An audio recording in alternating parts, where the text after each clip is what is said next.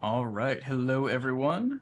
So I think for this video, it probably won't end up being, a MEGABONK leaderboard run. I think main reason for that is the leaderboard hasn't reset. For those of you who don't know, the previous patch version, 1.0.64, had a little bit of a bug. I believe it's related to Joe's Dagger, where you could basically survive 50 minutes into stages 2 through 4. So unfortunately, I don't think this video will have a in-game leaderboard run. If the megabonk.fun website gets updated to have a separate tab for 1.0.65, then perhaps I'll upload this there if I get anything decent. But yeah, I mean, so just, I think starting out, I kind of want to maybe give a little information, since I think on the previous couple of leaderboard runs that I've uploaded, I've seen a lot of the, similar questions, and I think that, maybe it's worthwhile to maybe walk through a couple of those things, and maybe give a little bit of commentary during my resetting runs and things to help anybody else out trying to maybe get a new personal best. Right now, I'd say in the current patch, leaderboard runs probably are somewhere in the 800k range. I mean, you'll see some that are probably going to be 700k as well, but definitely not the 1 point whatever million that we were getting with 1.0.64. So just keeping that in mind. Maybe first thing is character selection and kind of what the meta characters, I guess, are if you are trying to go for a leaderboard run. It's hard to say at the start of 1.0.65 what that might be, but generally speaking, Fox will be a pretty good meta character. Reason being is that his luck scales per level, so that's always really nice. You don't have to run necessarily a luck tome during your build, and it's actually pretty common not to. Maybe I'll get into like what tomes you use when I get to that section. One character that I've been running recently, thanks to my buddy C-Stan, you can follow him over on Twitch as well if you're interested in some live runs. I'll leave his link in the description. Is Dicehead. So Dicehead is really nice because every time you level up, you get a random level up. Like if I go to here, his passive is roll the dice and upgrade a random stat when you level up. Now, he used to be really broken, he was nerfed really hard, and then he kind of has a little bit back, but not 100%, so, don't expect any crazy upgrades like, +3 projectile count or anything like that on your dice head level ups, but generally speaking, they do add up once you get like a couple thousand levels. And that kind of plays into one of the important stats, which is power-up drop chance. I'll cover that a little bit later, but that's one of the ways that you can kind of get additional power-up drop chance. Going into weapons, and everybody will have their own kind of interpretation of like what's good weapons and what's not. Based off of leaderboard runs, just purely, Dexecutioner and Katana will be your kind of biggest bets for what will get you a high run. There's some strategies that involve running, 4 weapons versus 3 weapons. I personally have been enjoying the 3-weapon meta, which is basically you don't have a 4th weapon if you go into the shop here. I've refunded one of my weapon slots.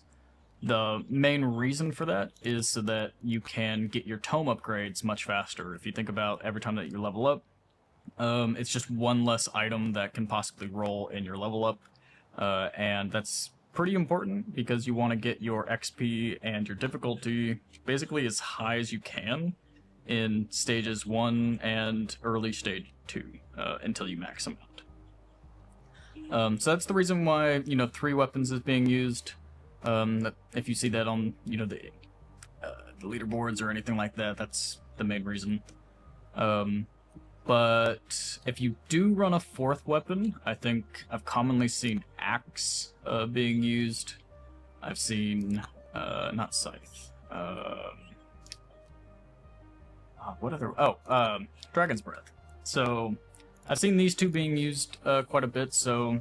And depending on the character, you might have different strategies that kind of get you to a good scaling run, so...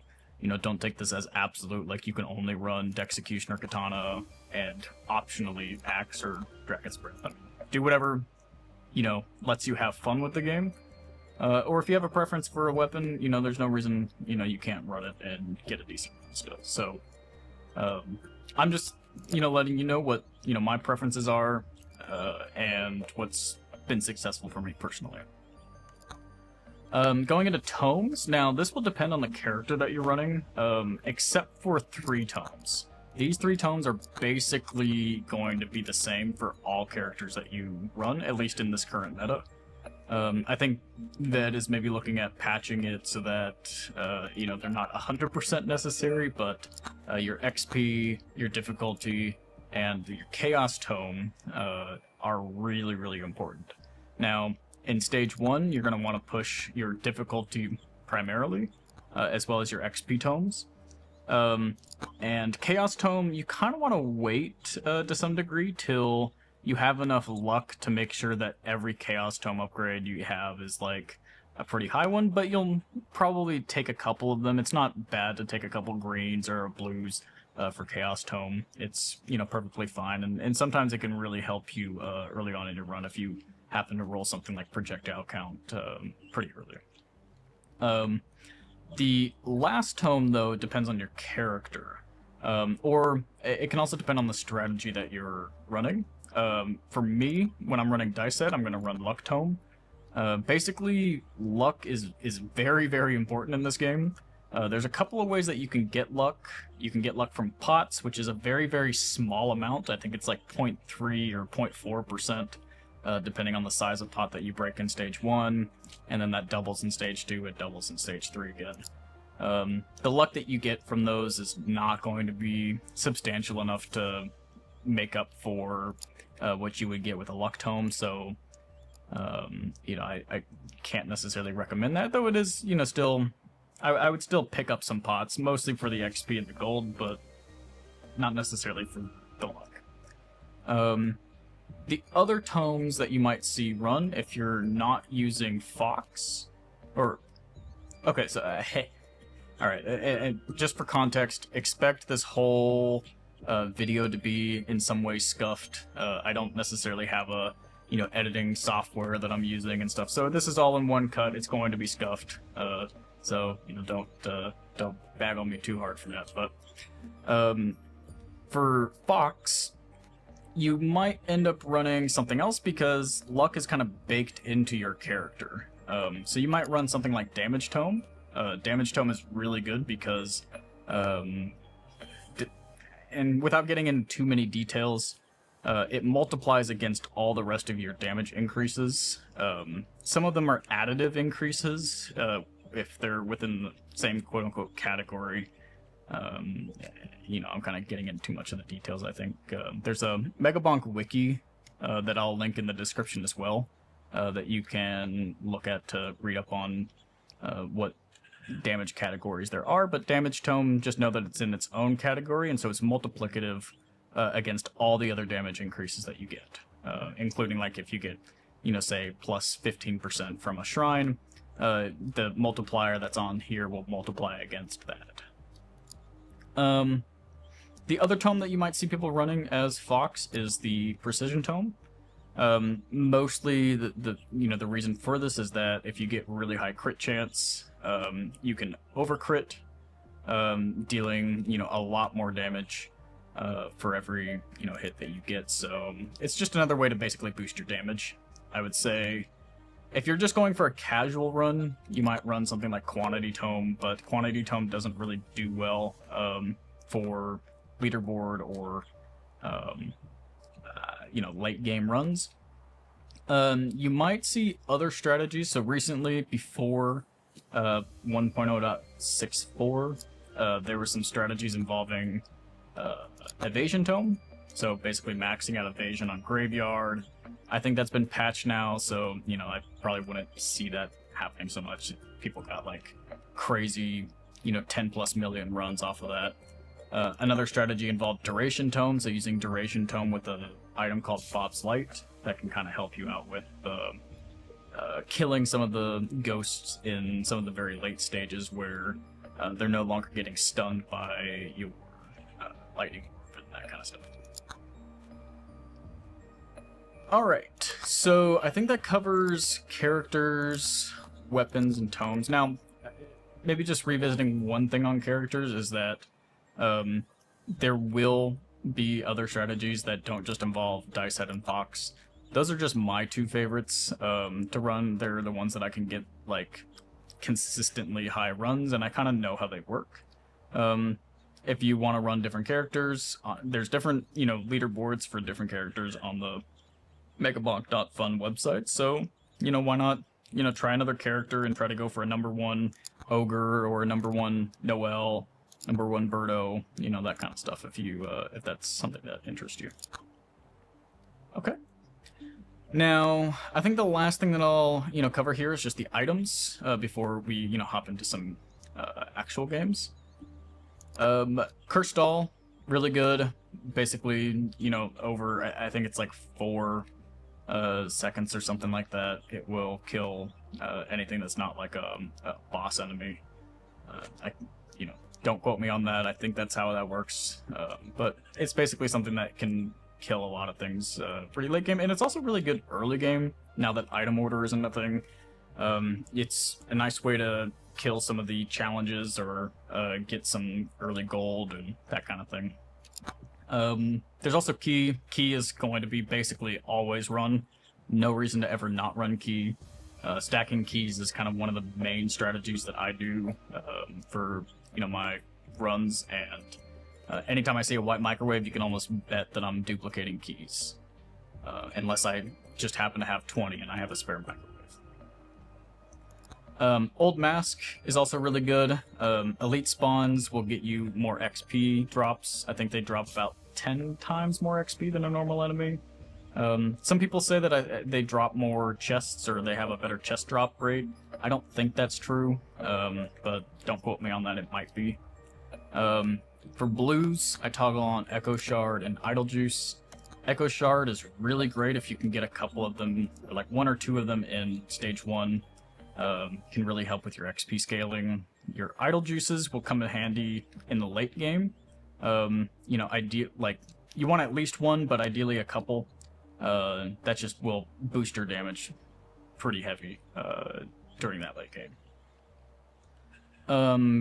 For purples, I would say the items that you want to have toggled are Slutty Cannon, Grandma's Secret Tonic, and Kevin.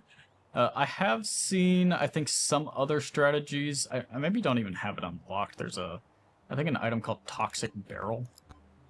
Oh, it's right here.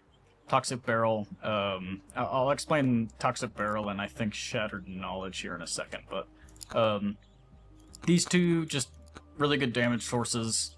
Kevin's great with Electric Plug, Golden Shield, and Coward's Cloak, so Kevin always coming with me. These two are kind of more recent, and I've seen a lot of people run them, had some good experiences with them, so I just keep running them. Don't necessarily know the full, you know, reasoning behind them, but they're just good items. Toxic Barrel and Shattered Knowledge I've seen some people talk about recently. They have some proc coefficients that basically mean that I think they will trigger other items and abilities if they, you know, kill something. So similar to Cursed Doll, how that triggers things and will let you kind of get more use out of, say, something like Meatball. I think that's the theory behind it. It's yet to be fully tested, so if you do see these two toggled on, you know, in some future runs, just know that that's probably why. And then, like I was kind of mentioning with Duration Tome, there's some strategies involving Bob's Light, where you kind of stack a bunch of Bob's Light, and that will kind of kill ghosts when you, like, stack a bunch of Duration. Generally speaking, most of the purples that are defaulted are not great. You might want to, you know, grab a couple of credit cards. You might want to grab one mirror. but Spiky Shield is really, really garbage. I often ban it. Scarf, it might sound good, but at least with the strategy that I'm employing, you're basically standing still most of the time, so you know, that while airborne doesn't really apply. And it's also linear scaling, which means that every copy that you get is only going to add 50% more.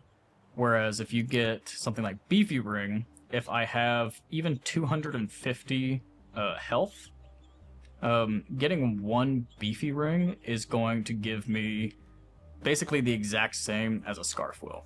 And I often have much more than 250 HP, so if I'm going to choose between these two things, I'd rather get this guy. Don't really care for the Scarf. Slurp gloves, that's always great to have like one copy of, especially in like stage 1, but outside of just the one copy, it's not really a great item. So if I'm banning purples, mostly the reason for that is to try to get more beefy rings, with the side effect of maybe getting some more slutty cannons, tonics, and Kevins. Everything else, don't really care about. Now, the part that might change the most, I would say, is the legendary toggles. Now, you can't really do much about, like, the default ones. My bans usually are power gloves after 0, basically not taking any power gloves, not taking any ice cubes.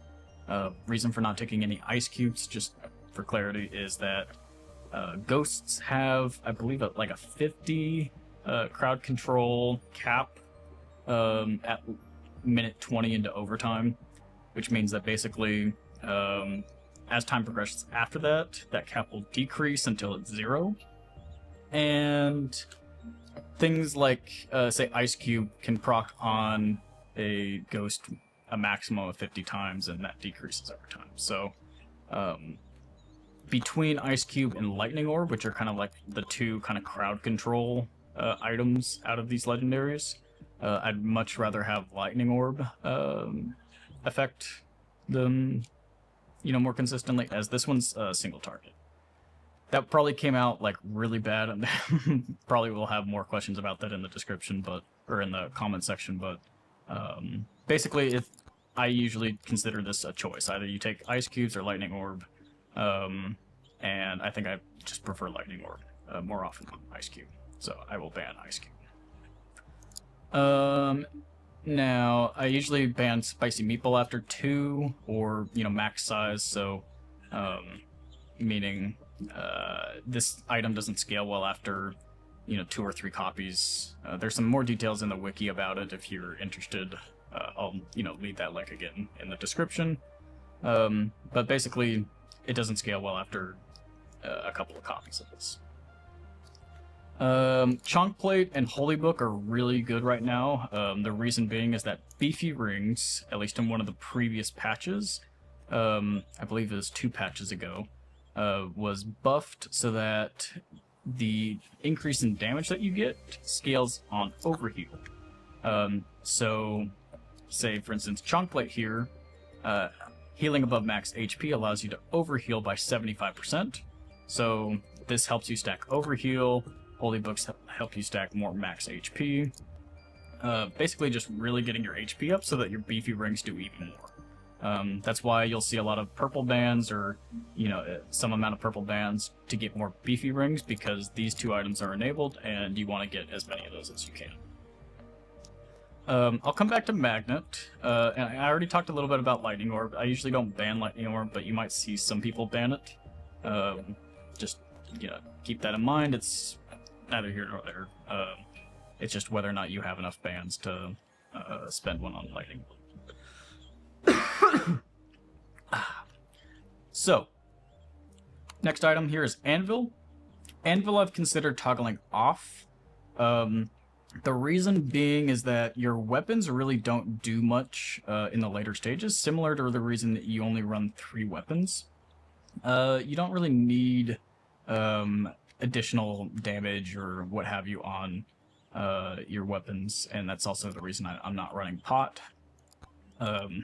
You can run it. I have run it on a number of runs. It does help in the early game if you can get it early, but you might see some runs where I run it and ones that I don't. It's just depending on how I feel that day. The reason to not run it is that it is an optional toggle, which means that if you are trying to reset for a Soul Harvester, you'll have a much better chance of getting it. The Soul Harvester is possibly the most important toggle for getting a consistent high run, like leaderboard run, basically. It's not impossible to get a leaderboard run without a Soul Harvester, but you'll find that it's much, much easier to start a leaderboard run with a Soul Harvester and scale up your damage and your XP really, really quick, because the damage output that it has is some of the best in the game, at least in Stage 1. Later stages, it falls off pretty hard, so what ends up happening is that you take one of these and then you banish it. If you find two of them in Stage 1, you might see some people, including myself, take both of them, because it will just do more damage, and you can scale even longer into Stage 1, but after Stage 1, and I would say, like, Stage 2, it's still, pretty good, but Stage 1, that's when you'll see its primary use. Joe's Dagger, really good, just lets you get some additional executes. This was what was broken in the previous patch, where it let you basically survive till 50 minutes in stages 2 through 4, so worthwhile to bring that with you even after the patch. The increase in damage and the 1% chance to execute is just really nice to have. It also basically auto-bans after 10, because you can only get a maximum of 10 unless you have a shady guy that has one in their shop for you to buy after you get 10. So, might as well just take it. Wizard Hat, really great for stacking more Chaos Tome. Something I didn't cover really is why taking Chaos Tome. I'll talk about that in a second, but basically this will give you additional Tome levels, and it makes it just a lot easier to get all of that. Now, it's kind of an item that can kind of hurt you in some way, especially with difficulty Tome. After 600% difficulty, you don't need any more. 600% difficulty is where you'll reach the cap for the number of ghosts that spawn in. So no need to take any more after that, but with Wizard's Hats you will have to take more. So, it can be something that slightly hurts you, but not enough to not run. There's maybe some strategies that involve banning it after a certain amount, but honestly, I think it's still worth, not banning and just taking the difficulty hit with getting some more Chaos Tome upgrades. So I'll come to Chaos Tome in a second here, but then before I leave this page, Sucky Magnet is something that I personally like running. I might not run it in the future. Sucky Magnet is really good if you can get it in Stage 1 or 2. It just helps you gather the XP around you really quick, but it's not necessary once you kind of get late in the game, especially with Chaos Tome, because you'll naturally get a lot of pickup range, and you'll probably be picking up all of the XP that's around you anyway, without the need of Sucky Magnet. So right now I run it, and then I use a ban on it after I get one of them. But potentially in the future I won't run it, and just rely on getting some pickup range out of charged shrines or things in Stage 1, or just hoping for a lucky boss spawn where I can kind of collect the XP that's around me pretty well. So that about covers at least the enabled items. I won't cover necessarily like items that I don't have enabled, except for the ones that I already have. Maybe just a couple, just for completeness. You might see people run the Skull Egg, just to push difficulty quicker, and you might see people run Forbidden Juice just to get crit chance up. Crit chance is just nice for over-critting, so yeah, that's another way to get damage increased pretty quick. Alright, so I think that covers this. I'll just revisit Chaos Tome. So Chaos Tome is really great for pushing up your power-up drop chance and your power-up multiplier. Those two stats are really important for, well, power-up drop chance for basically all stages, power-up drop multiplier is really important for stages 2 and 3. If I can get a run where it, kind of gets me to stage 2 or 3, I'll maybe explain that. But yeah, I think that about covers it for now. Maybe I will get started. Now, I think for some of the run, I'll probably not be providing any commentary on, but if I do decide to provide some commentary, I will, mark those in the description with timestamps. Alright, so, let me see here.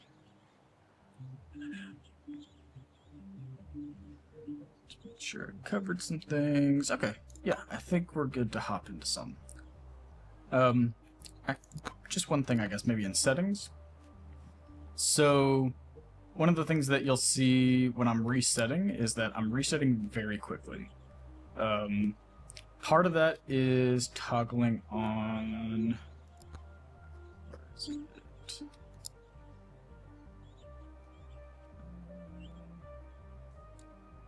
What was it again? Quick reset. So quick reset I've turned on, but I've also made a change in the config file for this game, which isn't, the setting isn't shown anywhere on this UI, but it can set your reset time. I think I have it to like 0.05 seconds, so it's much quicker than just turning on quick reset. I'll add some instructions for that in the description for anybody that's interested in making that change themselves. I don't think I have any other settings to share. Yeah. Alright. So let's get into some rules. So when I'm resetting, the main thing I'm looking for, and this will kind of be hard to show because I won't be able to show it with my cursor, but down here, I've toggled on the shrine counter. So I've turned on the advanced settings and game settings, and... Oh, wait, it's not in here, is it? Oh, yeah, well, you don't need the advanced settings. There's just a shrine counter setting right here. Turn that on, and you'll be able to see how many things... You can see it here. How many things are present on your map. So when I'm resetting, I'm basically just rolling these stats until I see something that I like. A lot of times, the seeds that I will run are looking at Moais and Shady Guys. I want to see a total count between them of about 8.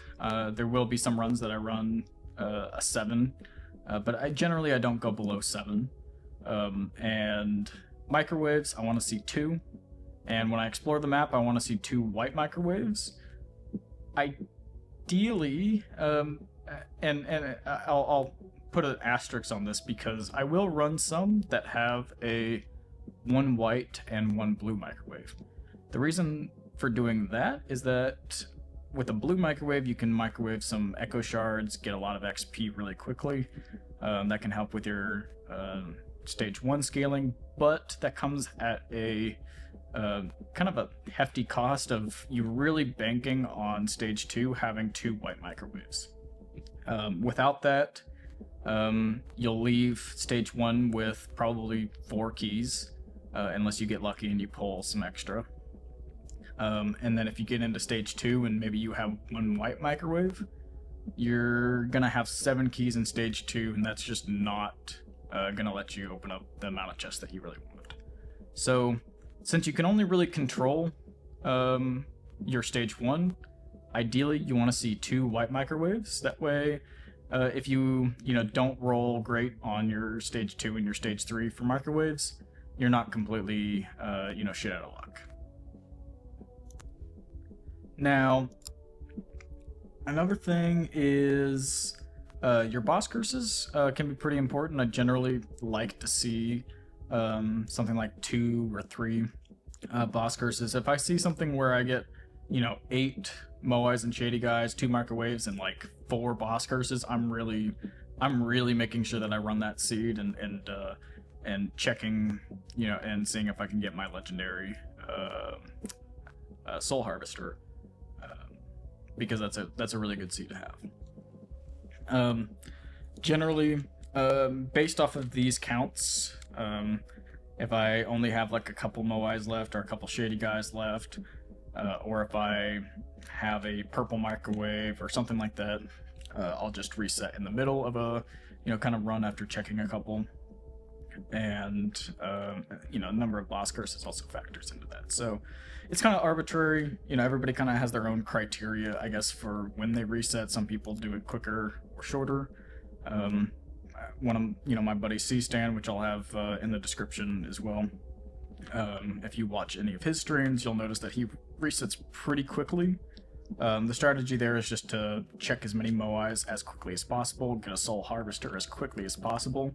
But that can also kind of come at the cost of maybe you're running a seed that only has one microwave or not as many Moais and Shady Guys if you're not really going throughout the map and checking as thoroughly. So it's a trade-off. Everybody has their own preferences there, so there's no necessarily like right or wrong way to do it.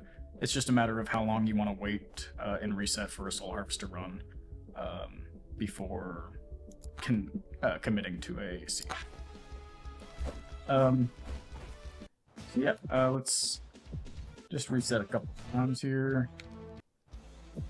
Okay, so this seed, we have 4 Moais, 4 Shady Guys, that's great.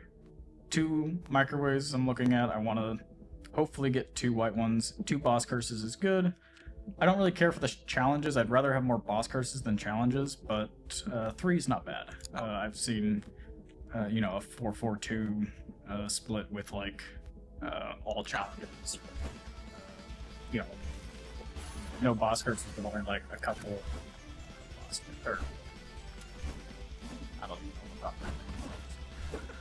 I'm just gonna move on. I think I lost my train of thought there. Alright, so first thing that I'm kind of doing on this map is I want to get a couple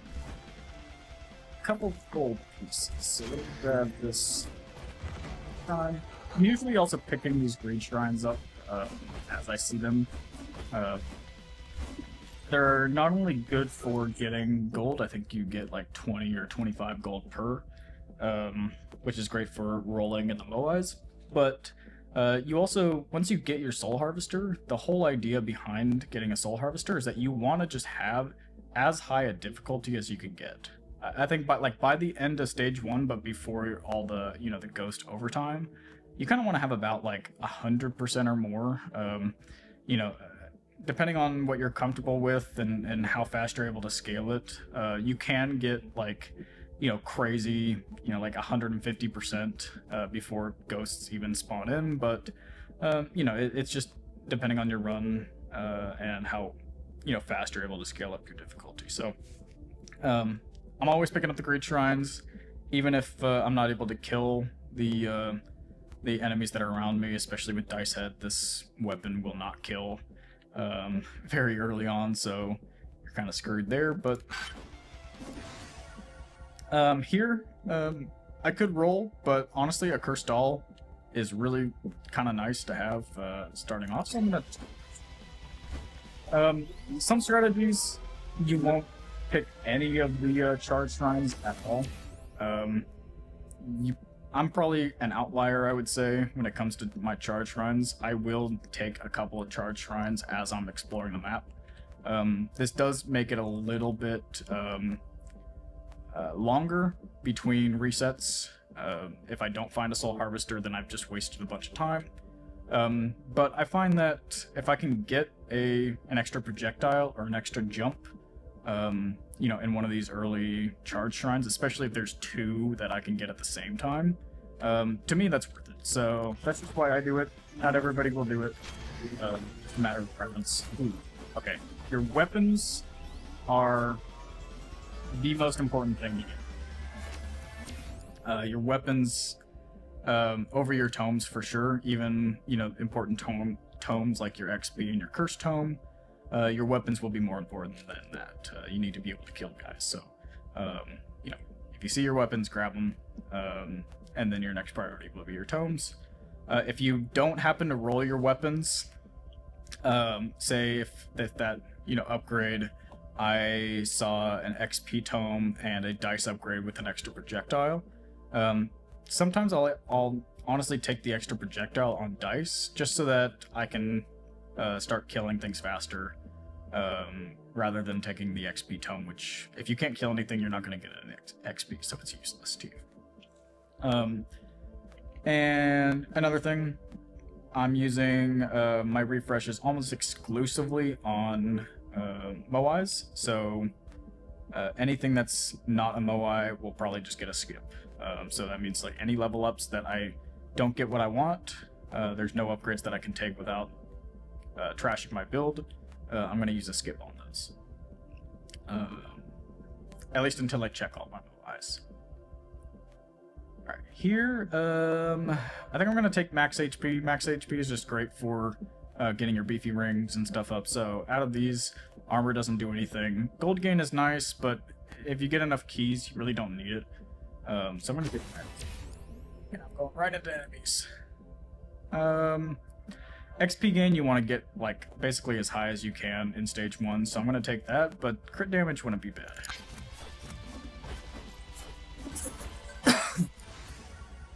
Alright, here, so there's one thing that, it kind of depends on how you're feeling, but you can use a refresh on a 2 Moai. It's not recommended because your luck on a 2 Moai is actually half of what it is on a normal Moai, or kind of like one of these buffed Moais that's kind of hidden, but in which case it's like a third of that. So I'm not going to use a refresh here. I do have 2 more Moais left, so I can use my refreshes there. And it really also depends on how much gold you have. You want to be able to have enough gold on you if you needed to use more skips or more refreshes on your build, because the last thing you want is to be stuck with a banish on something that's part of your build, or that's, I guess, not part of your build. You need your banishes for your items, so make sure you avoid using banishes on parts of your build. Okay, so let's go ahead here. I'm just gonna... Perfect. I got my 3 weapons. That's amazing. I'm actually right there to kill things, so definitely taking up the difficulty. Even though I'm not really able to kill the challenge directly, I'm gonna take it. I do have the cursed doll, so eventually they will die. I'm gonna take this free. Almost tonic, that's great. Okay, here. I want to say the right choice is the elite spawn increase. Just get some more XP. Hard to say. I mean, sometimes I might take a wrench. I do like my charge shrines to be a little faster and give me some better rewards, but it's not the most worth thing in the world. Mirror is great, but eventually I'll get another mirror, so I'm not worried about getting one right this second. Might just take the elite spawn. It's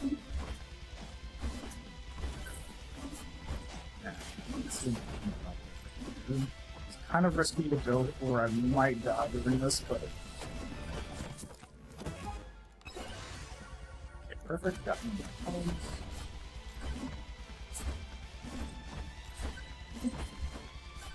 Alright, so now I'm just kind of like exploring the map. If you're not already familiar with it, there's some other guides, movement. The kind of way that I'm moving right now is called B-Opic. I'm not the greatest at it, so, don't look at my movement and be like, it's the, this is the way you need to move in the game, because I'm honestly probably like a half wrong most of the time. So, don't take that.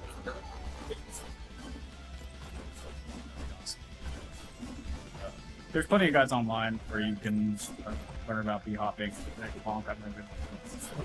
your movement is really important. If you're not able to move this way up the map, at least, getting from one side of the map to the other, and then definitely worth practicing that before you start a leaderboard run.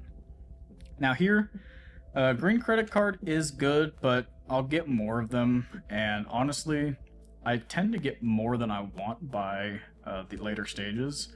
So I don't really want to take one right now. I'll eventually get my luck tome, which will give me these increases that I want. I think backpack is going to be the thing that I want over anything else here. So I'll take backpack, but also while I'm here, I want to note that beer is really bad.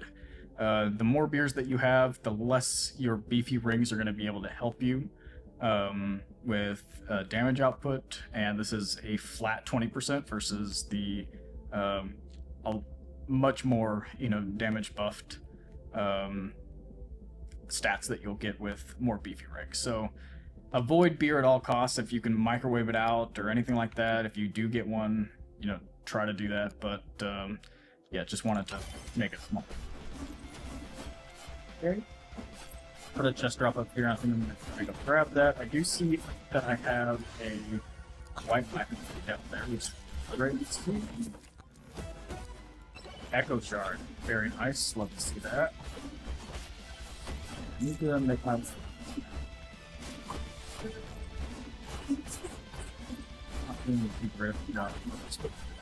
No, I'm not really going super.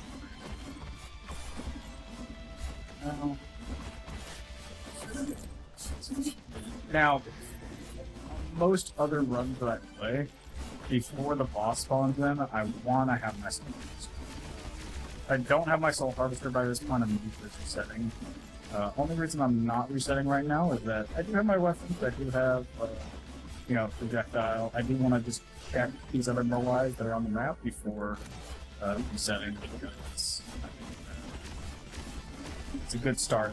If I can get a soul harvester, my projectiles and everything else. It's good.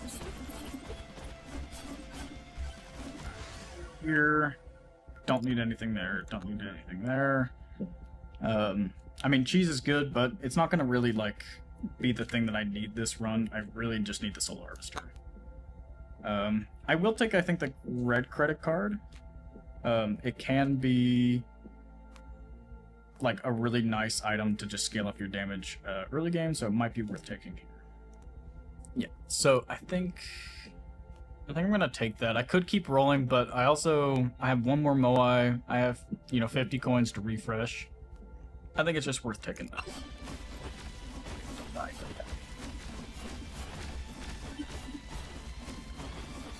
Here's my last moai. I could wait until I have more gold, but honestly, if I don't get my soul harvester here, I'm just gonna reset anyway.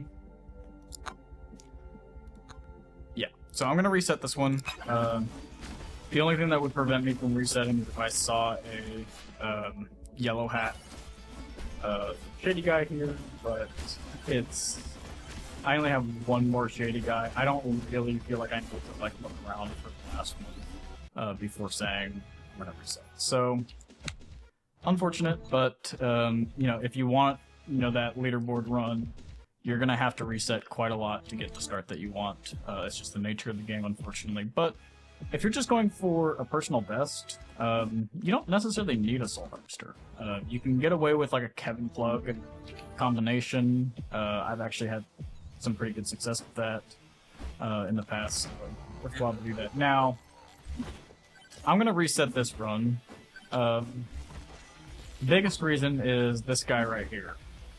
This is possibly the most useless spawned map artifact in the game. There is almost zero reason to ever use a legendary microwave. I personally can't think of one that is worthwhile.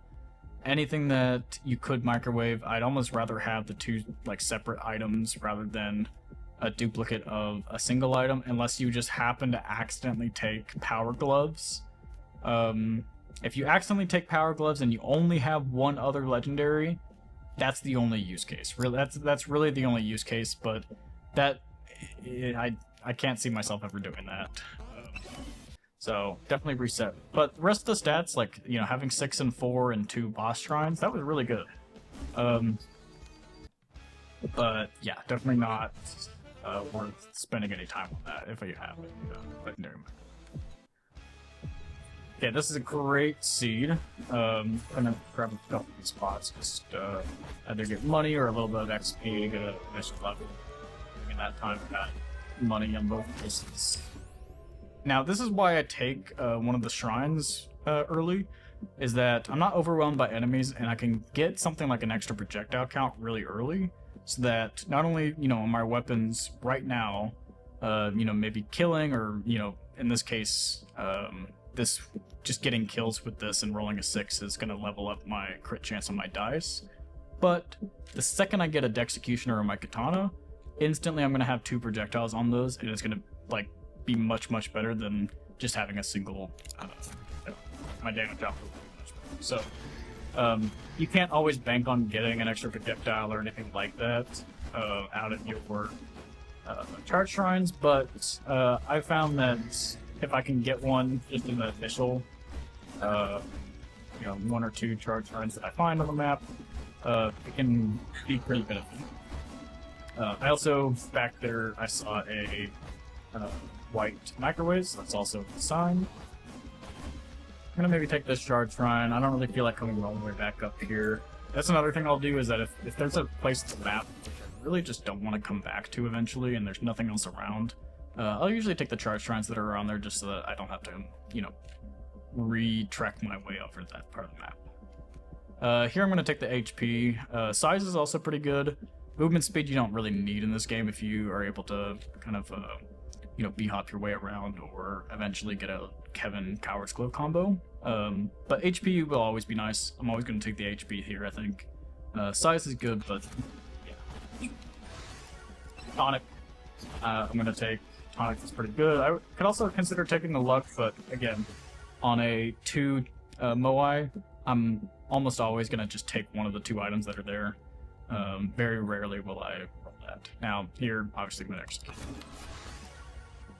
Now, it can be a nice idea to take something like an early Clover. That can kind of help your other Moais, but I don't really feel like taking the Clover right now. I kind of want to roll. I have 130 gold.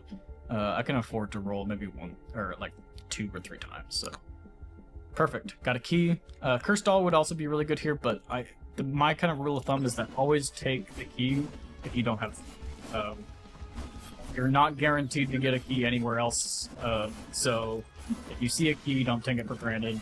You can always duplicate more keys, but if you don't find a key after that point, good luck trying to find it. You're going to increase your chest costs, and you're going to make things much, much harder for yourself. Only cases where I probably wouldn't take the key there if I didn't have one is like if I got a sword. That's basically the only exception to that. You take my Tome. I already have my weapons, except for Katana, so I'm going to take that. Use this thing to get some chest XP action going on here. I don't really want to come back here. I'm going to take the charge shrine, and then I'm going to go for the next top. Here again, the max HP is nice. Take that out.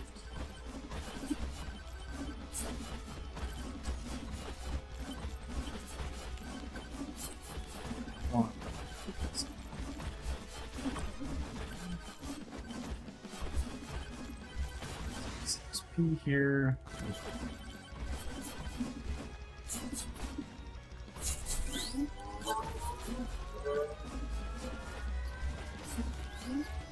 Okay, I'm really bad at the game, so I'm not going to get that charge right out of it. Oh! So, this will happen. You know, don't... I mean, I find myself doing this a lot. If you look at some of my other, you know, runs where I have kind of like all the previous runs that I do before, like a record run, that happens to me. And it will happen to everybody. It's part of the game. If I was better at the game, I could avoid that. But, yeah, it's just the nature, unfortunately. So we just keep rolling, basically, is what we do. Let's see.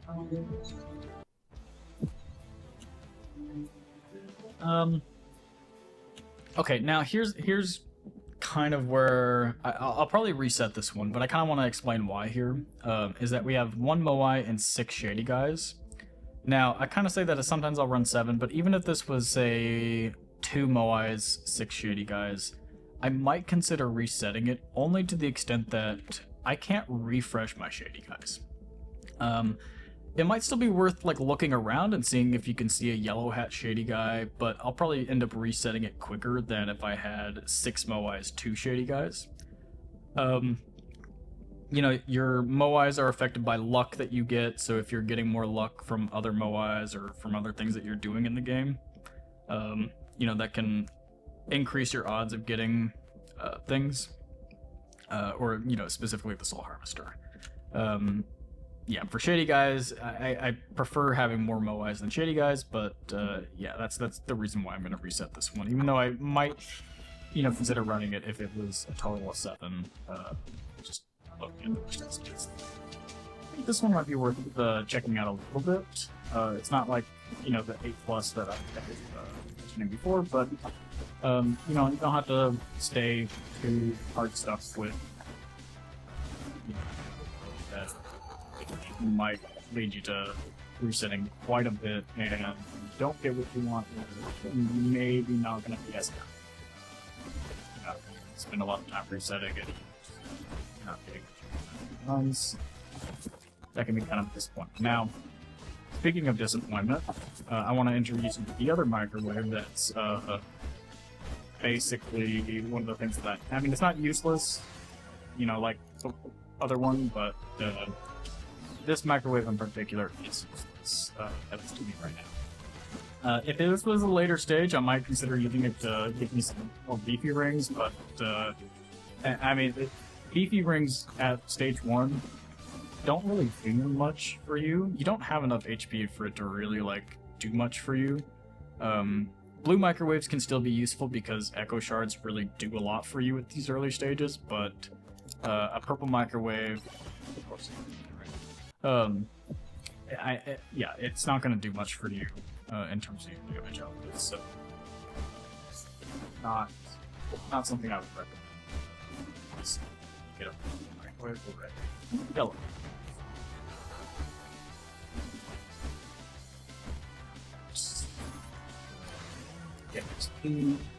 I would have taken the dice if the dice had projectile count there, like I was kind of mentioning before.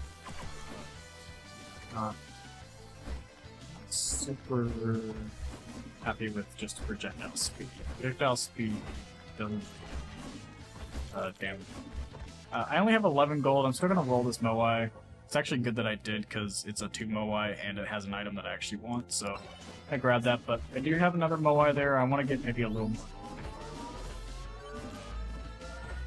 I want to maybe get 20 or something. It's another reason I like rolling those those early hides. Okay, Echo Shard is really good here. I'm not gonna buy it immediately. I kind of wanted to save my money up for holding some alive, but definitely if I play the scene, I'm gonna come back. Yeah, another thing that I kind of like to see early is jump. Crit chance is really good. If it wasn't purple, if it was like green, I might take the luck instead, but crit chance an extra 7%.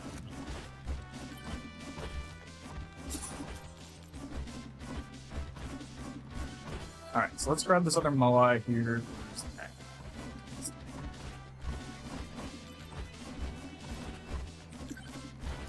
Okay, so we got 3 items here. I'm gonna roll it.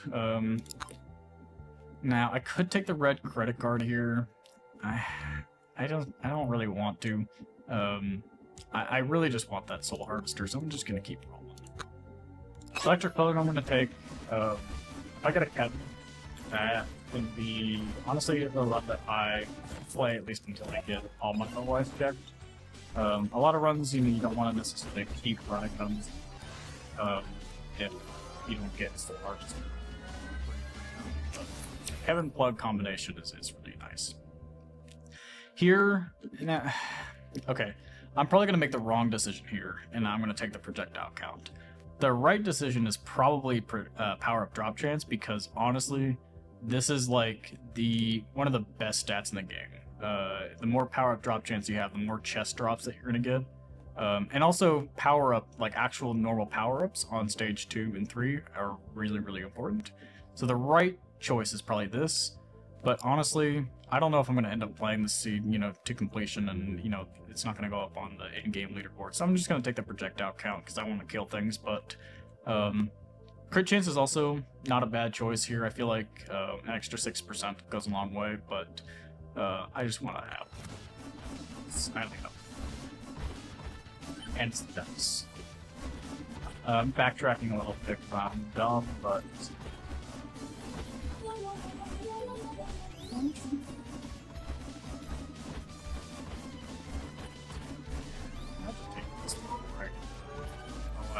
Right there.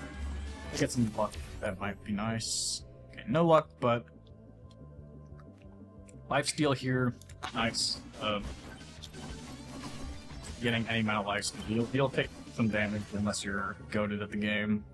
So, yeah, always worth taking a little bit of lifesteal, I think. Here, I'm tempted to say Coward's Cloak because I already have Plug. If I can get a Kevin, Coward's Cloak plus, you know, the Electric Plug with that Kevin, really so I'm gonna take the Coward's Cloak. Mirror probably was the better decision, but I play how I want, you know, I like. Mirror is great. It's, you know, if I was playing stick that heals me and takes me out of this. So, like I said, take the key. I have one more Moai left. I'm probably not going to get the Soul Harvester, but I'm still going to play it out. Just for the reason that I have the opportunity to maybe get a Kevin. That could kind of help me. I'm going to take the luck here. I have the opportunity to take some more max HP, but I kind of want to just get a little bit of extra luck that might, you know, help just a tad with either getting Kevin or a lot of players.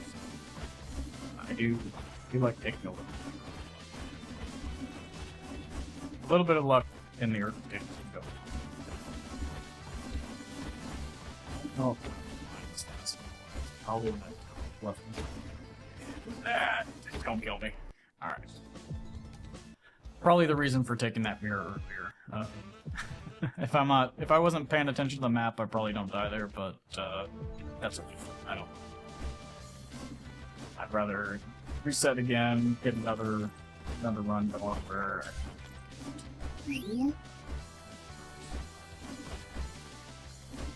All right. I got 11 gold. I'm gonna grab these extra pots here and just rage try to get.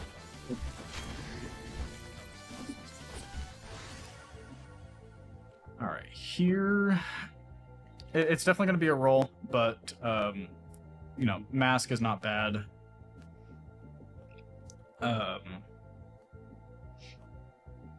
So you know, I wouldn't be opposed to taking a mask here, but I'm just gonna roll. I have enough money.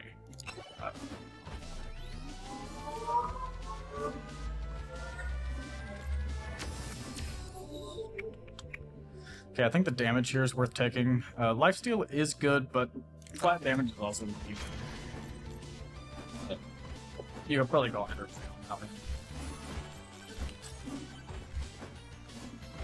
Let's get this on the Moai here. Ooh, okay, Slutty Cannon is actually pretty good starting out, so I'm gonna take that. See, with only 3 Moais though, I mean, probably the right decision is to because I do need to get my Soul Harvester early, but yeah. I think here I'm going to take the pickup range. Pickup range is...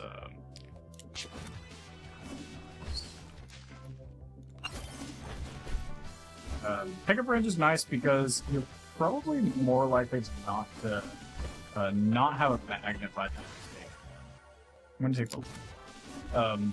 if you don't have a magnet stage 1, you're kind of relying on that little bit of pickup range that you get your Dice Head rolls or your Chaos Tome rolls, and you might not even roll it. I would say, like, if you can get like a 20 pickup range, that's a pretty solid pickup range for the end of stage 1. If you don't have a magnet, they'll let you get enough like XP and levels to kind of keep pushing a little bit. But yeah, I'm gonna take the Cursed Doll here. I don't need the credit card, and the extra luck is nice, but I just picked up the luck tome, so I don't need that. Get the chest, and it's not bad.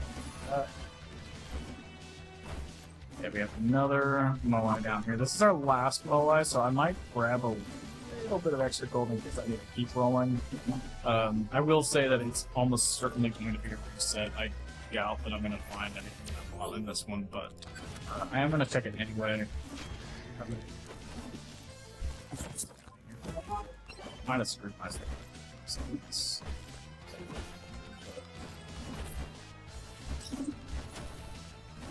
There's a chest behind me, but I'm not going to grab it yet. Kevin! Kevin! If that was him last run, I would have taken him. I don't think I really want to take him because I only have this Moai left, so... Okay, reset. I don't see what I want. I want to keep resetting. This one's not bad. It doesn't have 8, but it has 4 boss shrines to make up for the fact that it's only, like, it's missing 1, I guess, of the Moai that you guys, so I'm honestly okay with that. So, okay. Here's a perfect example of kind of what I was talking about earlier, right? I have a projectile count increase on dice, or I can take luck tome. Now, okay, maybe this isn't a perfect example because I'm about to open up this Moai. I'm thinking I might take the luck tome, just because I'm about to open up a Moai. I'd rather have the like little bit of extra luck increase to maybe get a soul harvester. I think if this was any other tome, if this was XP, Curse Tome, Chaos Tome, I think I'd take the dice. In this specific instance, I'm going to take the luck tome. That's kind of one of those kind of decisions that you have to make for yourself, I guess. It's going to be kind of like up to your personal preference whether you take the dice or the tome there, but I don't think there's necessarily a wrong answer.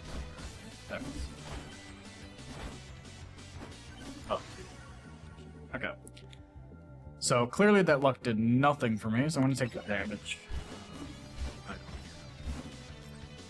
So maybe there was the right decision to stay with that die.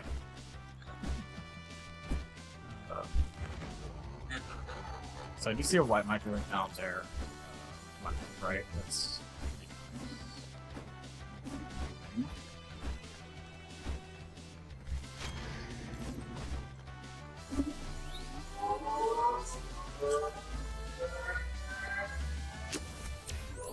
power-up drop chance. Knockback, almost never worth taking. Armor, almost never worth taking. So even if this wasn't power-up drop chance, I'd probably take the third option of these 3 anyway. But power-up drop chance is...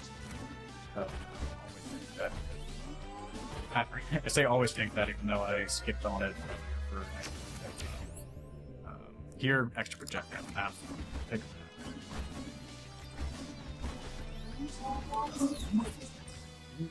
see one of my other Moais. First I'm actually gonna grab this.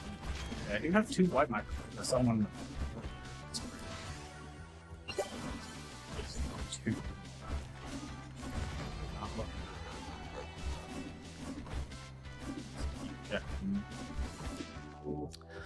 Okay, I'm gonna leave this one for now because if I do get a electric plug somewhere else, I will come back for the Kevin. If I don't get electric plug, I'll come back for I'm not gonna assume anything there, and I think if I take the Kevin right now, it just, yeah, you know, there's no benefit. He just punched me. He likes to punch. And I've been abused by Kevin too many times. Yeah, so I'm not gonna take Kevin there.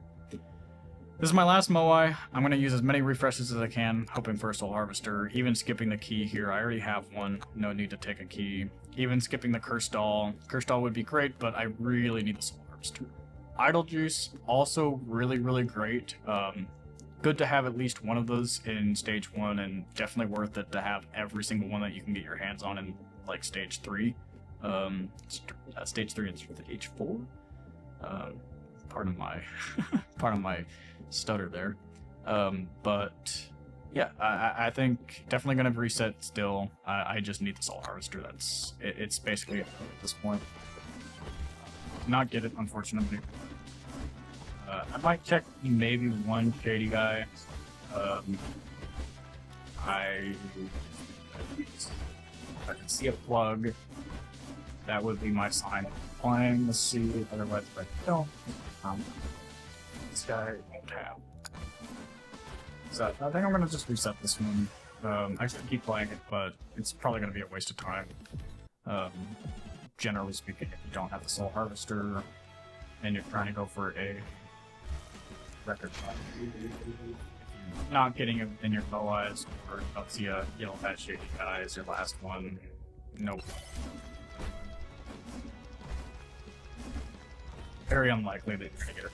Source. It's not impossible. I've done it on one of my other previous runs. I think one of the ones that I uploaded onto YouTube as well for a previous patch. Had a soul come out of chest, kind of like in and around the boss on. I got a lot of reasons that. Not expecting to get that, sort of luck on any other things. So.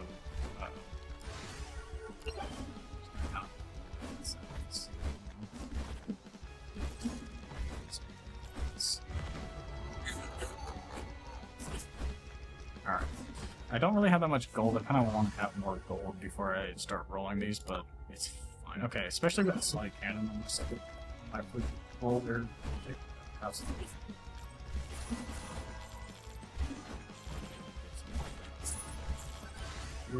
Okay, here I'm gonna take the luck tome. Any luck that you can actually get before rolling your MOAs, I'm gonna take. Chaos Tome wouldn't be a bad choice here. I think the problem is just that you're more likely than not to roll a stat that you don't care about. If you happen to grab it and you're like, oh, I just got an extra projectile and stuff, like that's great, but don't expect that. Yeah, it's not something that you can.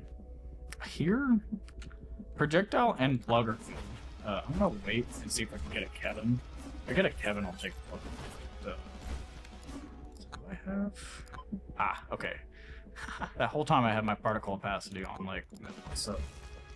That I do, after stage, I think 2, because the mess of particles kind of makes it hard to see anything, but, yeah, when I go back to stage 1, I turn them on again.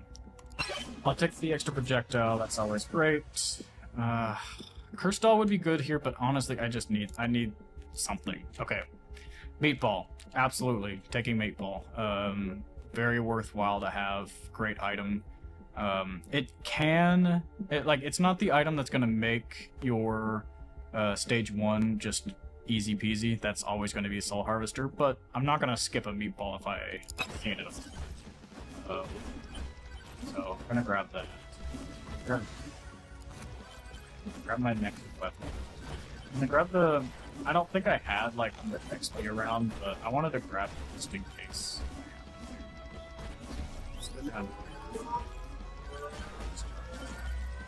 Now that I have an extra projectile and I have an extra weapon, my slutty cannon and my meatball will be actually doing a little bit of something. So that's why that's an okay pace. Take a little extra luck here. I'm gonna take these screenshots. Get them here.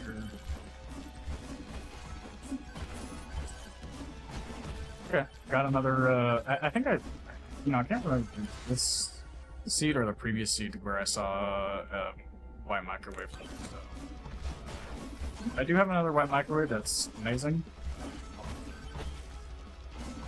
Backtrack.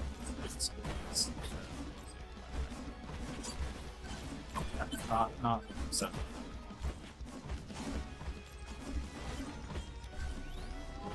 No real reason for me to grab this charge time, it's just me being stupid, so don't mind me.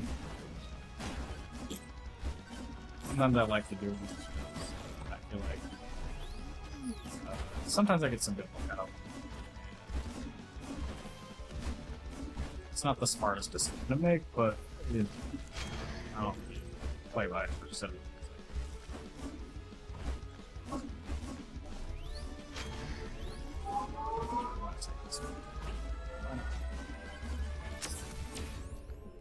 Okay, here, difficulty, I feel like, is the play. Power multiplier can be really good, so the reason that you do power multiplier is so that your time stops and your shields will last a lot longer, and even your stonks will last longer. I mean, basically any power-up, but like those are the main ones. And when you're in stage 2 and 3, that can be pretty important for like surviving past the point where you would normally die. So if I can get a run to that point, I'll, you know, kind of show you guys that. But if you look at any of my past runs where I have power-ups that are kind of like in the top, like above the map in the southwest corner, during the normal countdown, it's a good idea to kind of get your swarm waves to spawn up there. That way you can get a bunch of power-up drops, as long as your power-up drop chance is pretty decent. And your power multiplier, if you get that high enough, like I'd say, like if by stage 3 you have like a 5 or a 6 multiplier, that's really, really good. Then those powers will last like a long time. Maybe like your time stops will last about a minute. And that can really get that stacks up in terms of what your kill count is by the end of that. Here I'm not super concerned about power multiplier. I really need to like get my difficulty up as soon as possible, so I'm going to take the difficulty, but just know that that's the reason that you might take power multiplier. Okay, Curse Tome. Take that. Now, if I push difficulty too fast without getting Soul Harvester, I might end up hitting. I am still going to always push difficulty, no matter if I have Soul Harvester or not, just basically under the assumption that either I get it or I die. If I die, it wasn't the seed that was built. If I get my Soul Harvester, then build. But say this is probably looking like a seed that's not going to turn out. As much as, you know, it made a reset on, you know, getting a legendary like a.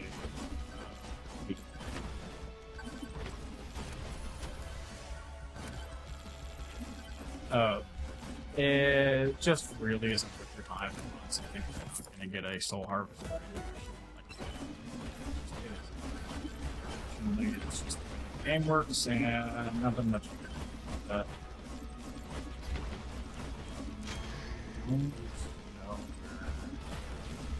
I feel like I've seen all this.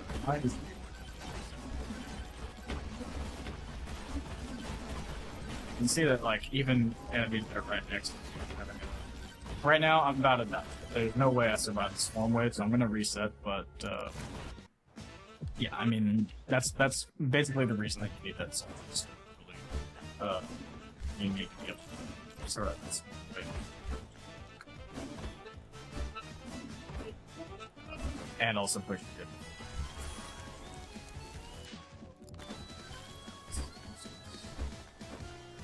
So here I'm running a 5-2 with Moais and Giddy guys. Like I said, kind of, I don't mind running a 7 every now and then. It's not always going to be very easy to get a 8+ with 2 microwaves.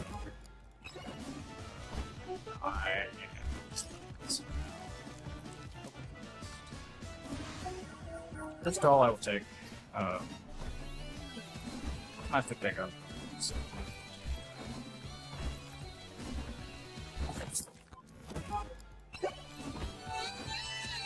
Alright. Let's see.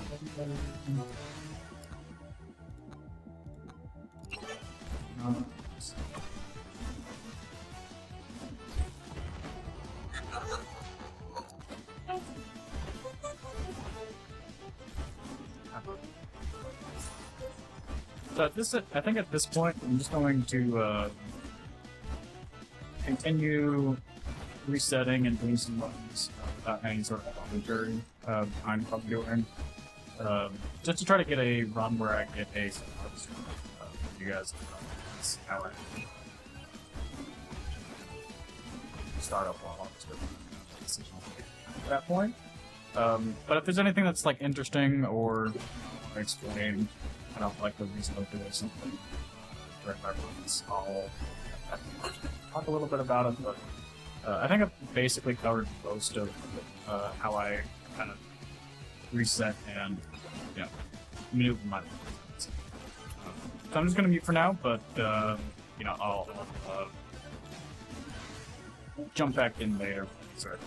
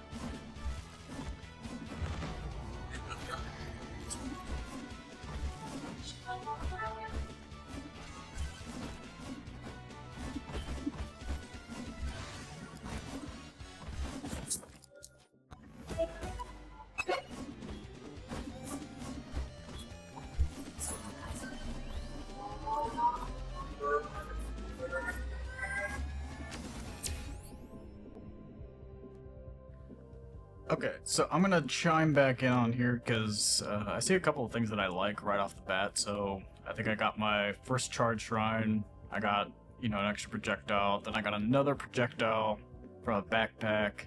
I got a luck tome so that my Moais roll a little bit better. And now I just did another, you know, charge shrine, and I get 2 extra jumps. Now, 1 extra jump is honestly great to see. 2 extra is really, really great to see. Mostly just, let's just, you know, maneuver around the map quite a bit easier. You know, get to some of the things that would need to normally go around quite a lot for. So love to see that. I also, this seed in general, you know, 1 boss curse, kinda not great, but I have 7 Moais, 3 shady guys, 2 microwaves. One of them I know for sure is already white. So this is looking pretty good so far. I'll probably check this one pretty thoroughly. Maybe checking even every Moai that's on the map, unless I'm just really not getting anything that I want. But honestly, right now it's looking pretty nice.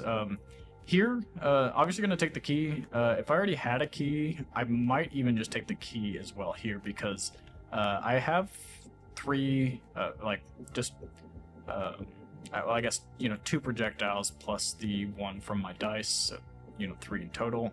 I'm assuming I'll probably get my other weapons, you know, at some point soon. You can never assume that you're gonna get them, like, you know, your next upgrades and stuff, but, I'm gonna take the key. If I had one, I might consider taking the key again, because the curse doll is nice to have, but I think having an extra key is really nice, especially if you're not having issues right now.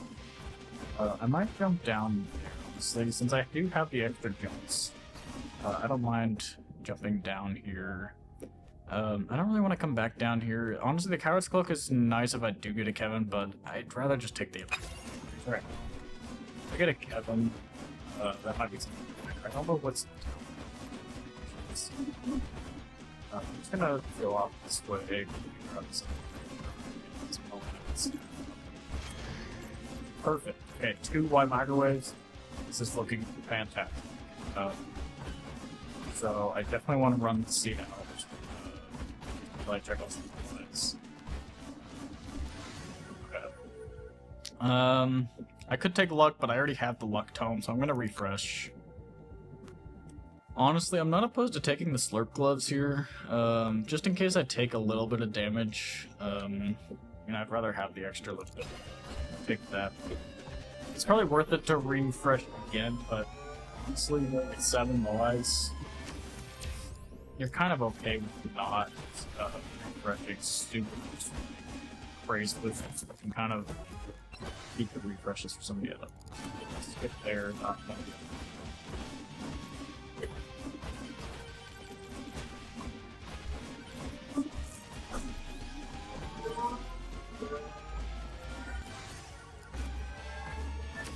Another 0.9 projectile, so if I get even like a 1.1 projectile count upgrade, I'll get an extra one there. I'm gonna take the difficulty. I don't need the lifesteal because I do have the slurp gloves. A little bit of lifesteal is always good, but I really don't need it right now. I think the difficulty is more valuable.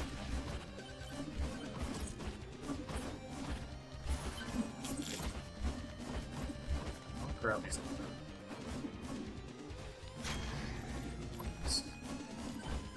Now, a map like this can sometimes feel like Mount Everest because I think this looks super, like, level super high.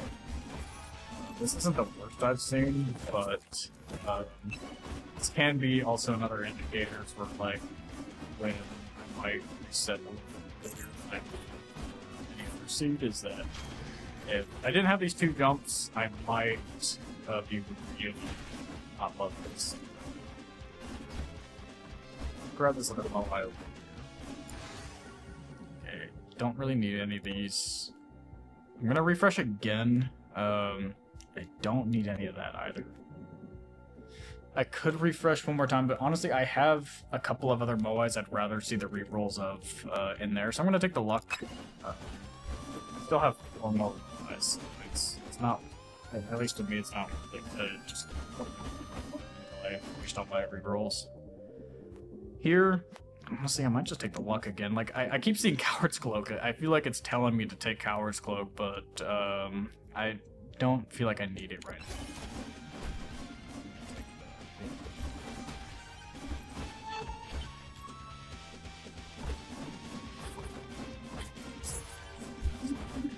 Not looking at the time, so I need to kind of get a move on, fix this Moais. Okay, this is one of the cases where you see a legendary and you think, oh my god, it's yellow! I have to have it! You don't. Wizard's Hat, basically useless right now. There's no reason for you to take a Wizard's Hat at this first stage. If this was, you know, your second or third stage, definitely take it. First stage, you're never gonna hit you know, your caps on your tomes in the first stage. So this item is basically like, if you take it right now, it's not going to do anything for you until you get to your later stages. I'd rather use an item here that actually helps me right now survive, get more kills right now, than take this item. There's no reason to take this, so I'm gonna re-roll. I do have 3 other Moais, so like I feel like I'm gonna use, you know, 1 refresh on the other ones as well, but I'm gonna use 1 more, assuming that I get like maybe another Moai that has like a 2 item, and I'm kind of glad I did that. My next reroll cost is 140, so I need to make sure I have enough gold for that. I have enough gold for, you know, any skips that I need, and I'm gonna take the extra. That's okay. Now, okay, well, I'm just dead. So that happens. If I was better at the game, I don't die there. I got greedy and I wanted the rage power up, so just what happens. I'm gonna reset. Nothing else to really say about that. I'm gonna go back to a no commentary, resetting until, you know, I kind of see something that I'm starting to like.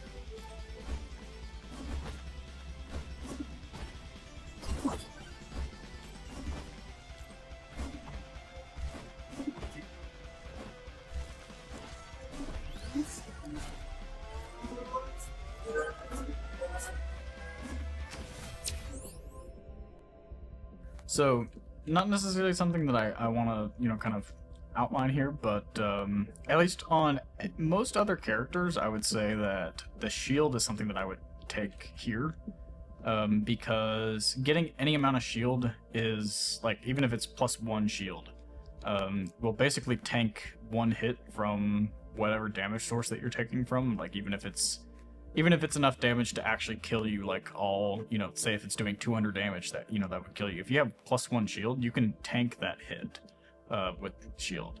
So that would be what I would suggest taking here, but because I'm playing Dice Head, there is a pretty decent chance that when I'm just doing my normal level ups, by, you know, level 30 or so, I, you know, do often get a shield naturally, and I think the damage increase that I get here is honestly too good to pass up.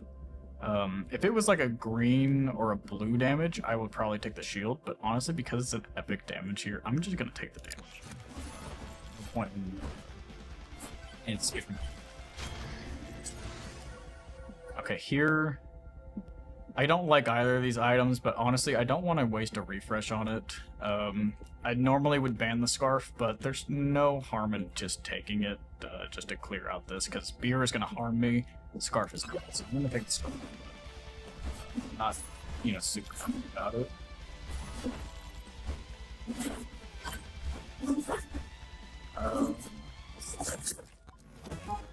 Probably... this map, at least until like I reset then I'll no commentary resetting, but until the end of this one.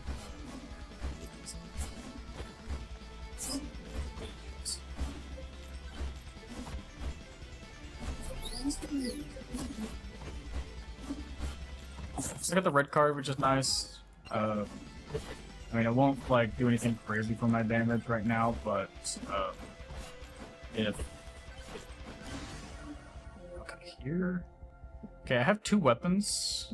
I could get another projectile, but I'd rather almost just take. I'm not struggling. I don't like. Extra projectile is always nice. And I also have percents. And now I'm gonna loop back around all the enemies here to try to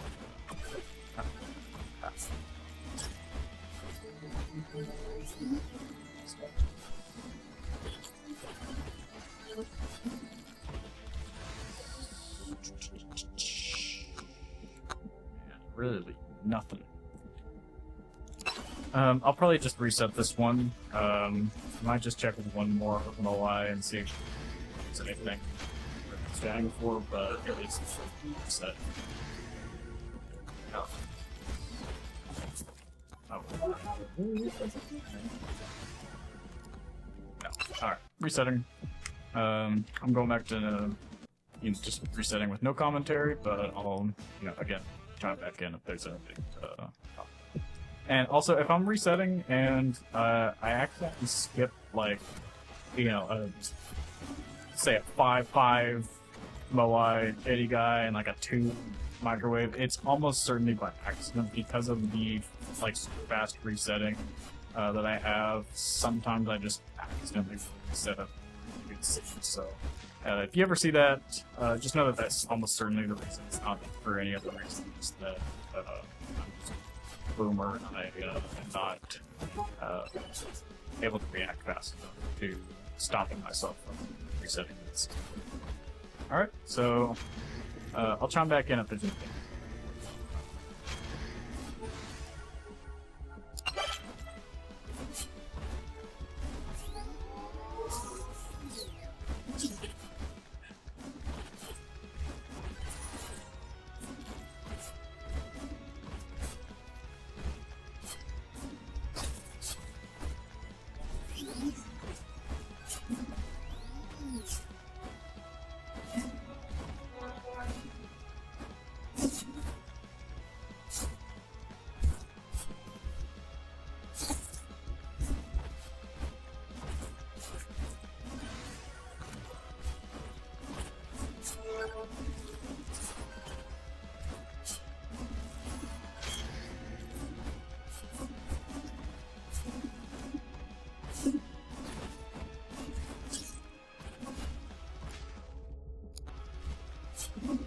So here, Holy Book is good. It's, again, I would say the only legendary that's worth it is the Spark. Every other legendary is kind of like a nice to have, but if you don't have the Soul Harvester, you're really kind of stressing out for how you're going to scale up your XP. Other ways are XP and difficulty in other ways. So if I did get a Soul Harvester in some other place in here, I would take that Holy Book from that vendor, but I'm not seeing a legendary and just flying out this. It can be pretty easy, kind of like when you're starting out, to say, I got a legendary, I'm so lucky.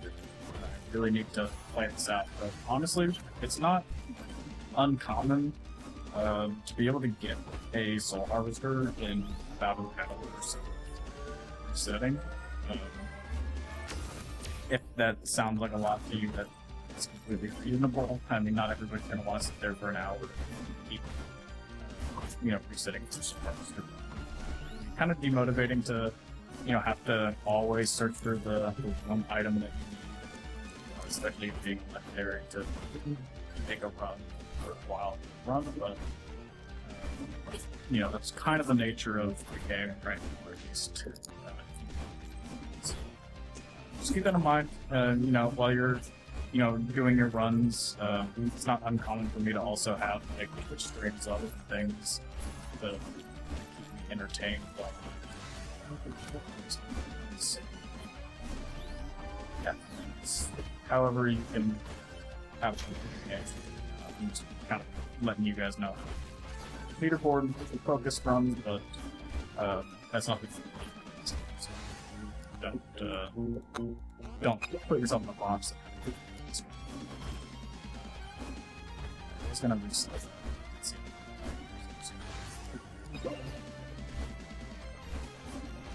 I am gonna just quickly check a couple of things because it could be worth it.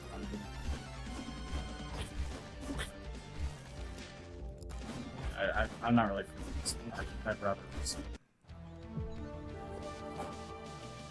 Again, you know, I don't really love the 2-5 split. I think one of my other previous one, 2-5s. Yeah, I such that one. I just find that like generally they won't pan out super great. Because you can't reroll them. So, and then of course the legendary that I get is power gloves and at an absurd cost. Yeah, power gloves is almost certainly a reset.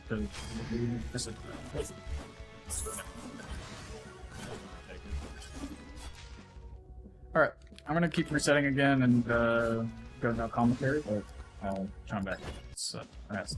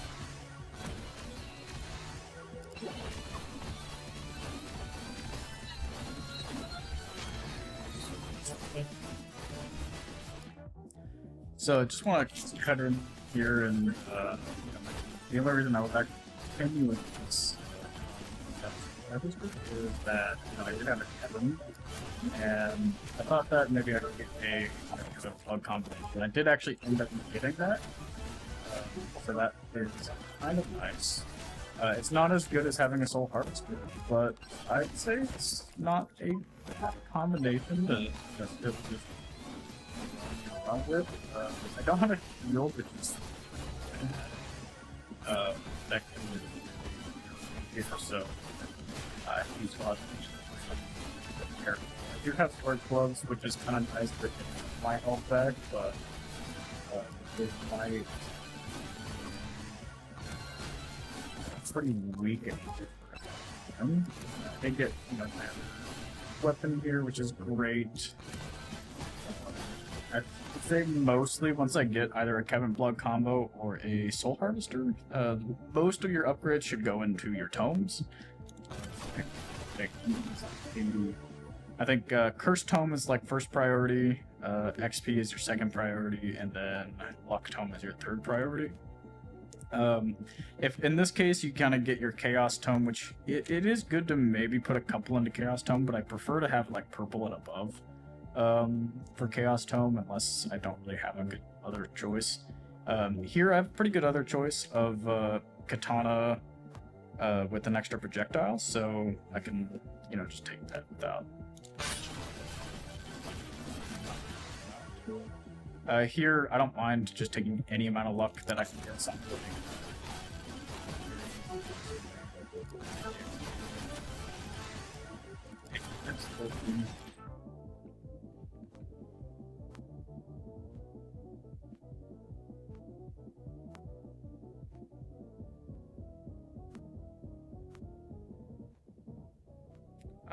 Just a second, I'm responding to some text real quick.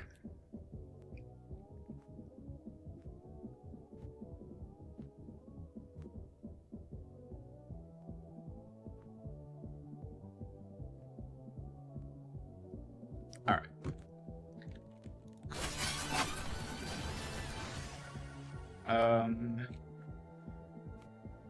Here I'm kind of just tempted to take the Executioner upgrade because it is an epic upgrade. Even though the right decision is probably the Curse Tome, I did just get hit from an elite, so I am going to take the Executioner.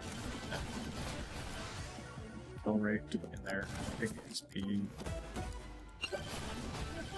Basically my strategy right now is try to see if I can push my up in terms of luck or like other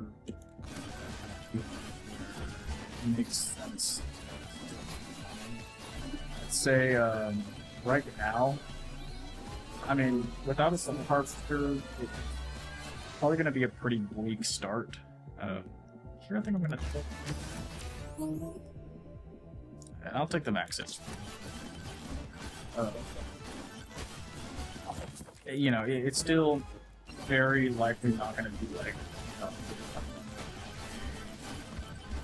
out of full harvester, but you never know. You know, I can always get it out of you know, a chest or you know something like that that can really set this run off. So I'm gonna keep playing it. It's always worth it, I think, in this instance when you have a Kevin plug to just see where your stage 1 goes. If your stage 1 doesn't really pan out great, you can check out what your stage 2 like roles are, like maybe the number of microwaves or moais or shady guys, that kind of thing, and then make a decision at that point. So, then I get a soul harvester less.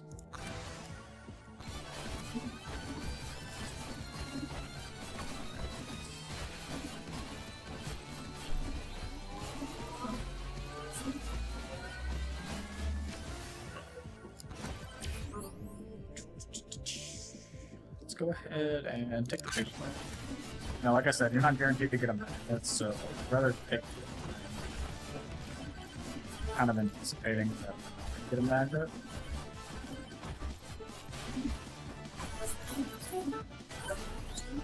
Right now, I basically have so I'm gonna just keep. Okay, I'm gonna take the extra. Oh, wait, I have 2 extra jumps. Okay, I'm gonna take the pickup range, I think, again. I have 15 pickup range. If I get like, you know, 40 or so % more, I'll be at like 19, 20%, or, you know, 20 pickup range. So that would be kind of good. The other, I mean, I could take the elite spawn increase. That's probably the right decision, honestly. But I am not confident that I'm going to get more pickup range and stuff like that, so we will take pickup range. Okay, here. Okay, I'm going to take the legendary dice upgrade, even though the right decision is the Curse Tome. I just feel like I'm weak right now, even with, you know, my Kevin plug combo. If I had Soul Harvester, absolutely Curse Tome. I'm going to take the dice. Wait.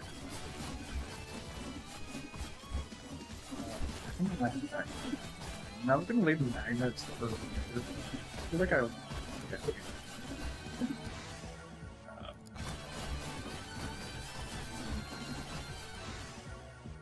Here I'm going to take the Purple Chaos, even though I could take the Dice projectile here. I think Purple Chaos might be worth it.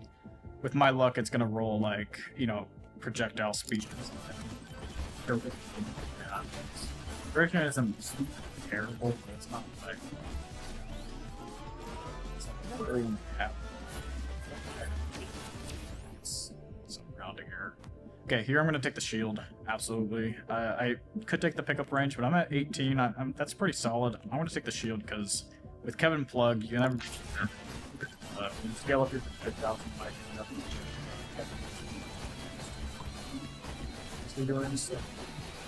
taking the shield. Yeah, beat your ass a little bit too hard. Okay, I'm gonna take the... Okay... Oh man, I kind of want to take the katana, but... But you don't really want to invest too much into your weapons if you can help it in your stage 1. Your weapons will help you survive stage 1 better, but if you can get as much into your tomes as possible, those better kill count if you're not having to like this.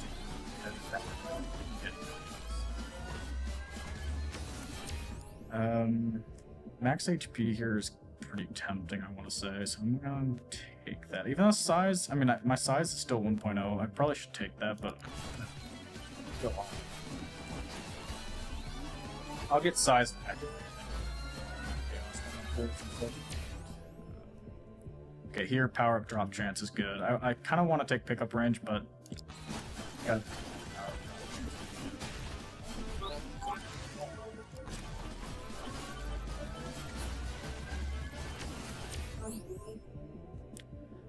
Again, I would love to take the pickup range.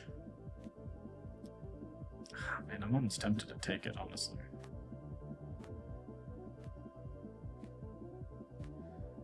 You know, I really don't think that this run is going to be anything crazy, so I am going to take the pickup range just so that I can have maybe a better chance of getting on my... Now I have a 20. Hopefully we don't die here. Awesome. End the game. You know, it might be pretty counterintuitive, like, you know, if you're really, you know, kind of barely getting enough kills, you know, to keep them off of you, to keep pushing difficulty, but if you really think about it, that's kind of how you should be playing it. If you do want to get a leaderboard run, you should be kind of, like, pushing your difficulty to the point where you're barely strong enough to keep killing them before they touch you.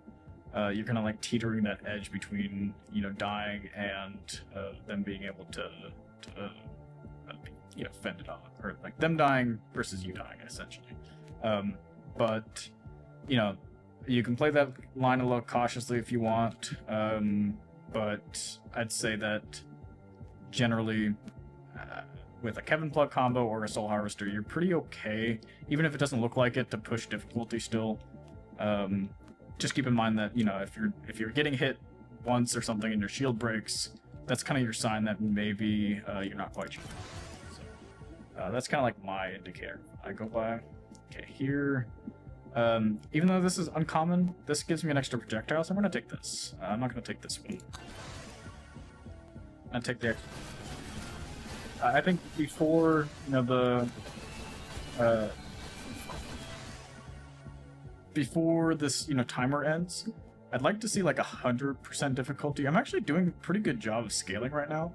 XP gain is looking pretty nice. I'd say before leaving, I want to see like a 3.x, but a 2.x honestly is not bad.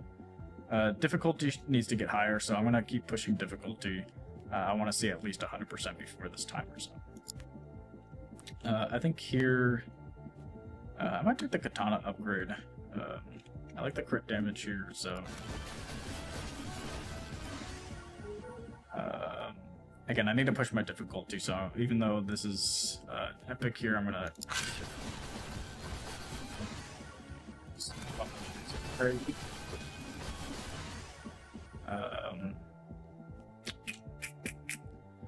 honestly, if this was a blue, I'd take the XP, but because it's epic.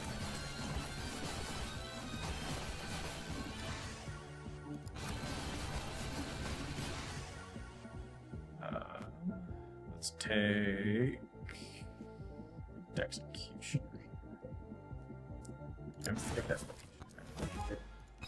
There's no real reason to take either. Just what I was feeling. Okay.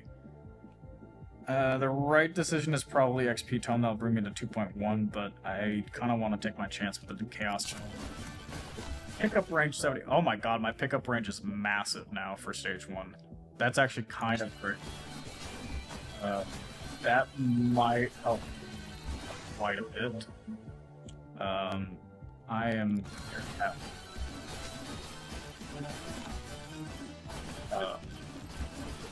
but also, I haven't been really doing a great job of like I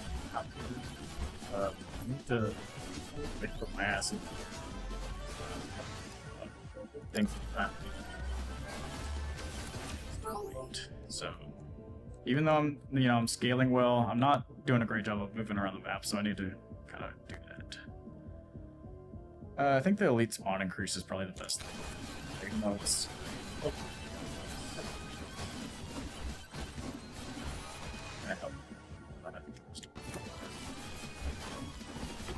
I really need to do my keys.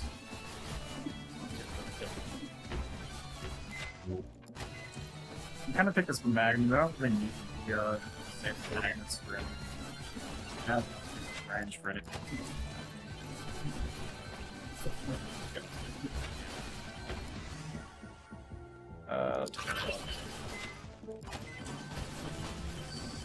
Kind of waiting for the. There it is.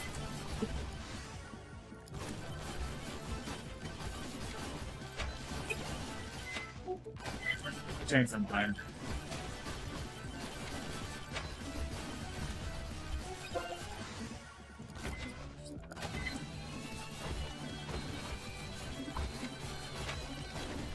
Okay, so now that I have all my microwaves used, I can start popping open chests. I usually won't pop open chests until I have all my keys. I have all my keys. Oh.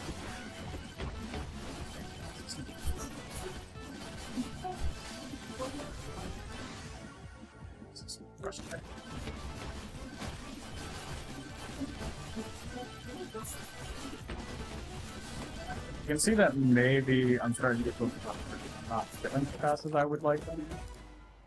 That is that I'm not like seeing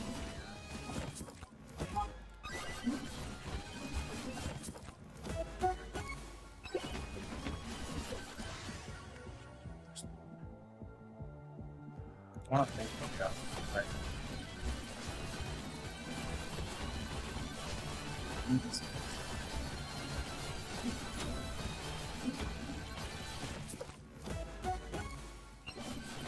I don't really want to fight that. It's spawn. Right on the edges.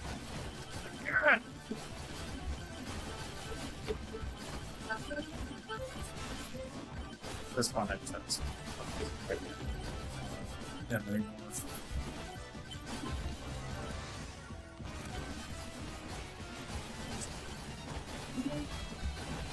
Probably end up dead here, but honestly, I'm not super disappointed that I scaled this run. I think it's just I wasn't focused on actually getting to, the boss skill getting done. That's probably where I went wrong in this one, but not super disappointed. Oh, okay. This could change this run actually. A Soul Harvester does a lot for me here, and I already have a Kevin plug combination here. I was just about to say that this run might be scuffed, but honestly, if I can avoid an instant death here, this could really change things. The only thing that I kind of wish I didn't know is making chests, but I will absolutely take that. Okay, and I got a MEGABONK, great to see. Another plug is amazing. Yeah.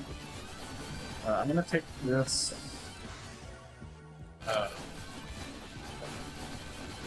Stonks here. Get some extra money. Okay. At around 1 minute, I want to be happy. So I can't really spend too much time pushing up chests and stuff.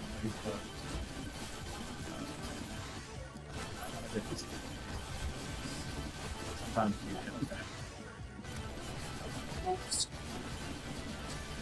get This portal's not really in a great location, unfortunately.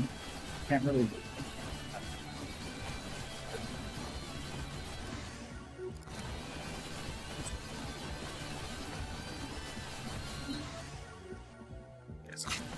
I know I pushed my luck a couple of times, but I think I'm going to try to focus on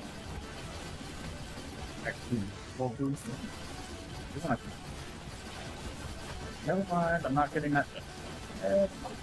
I'm going to switch my right.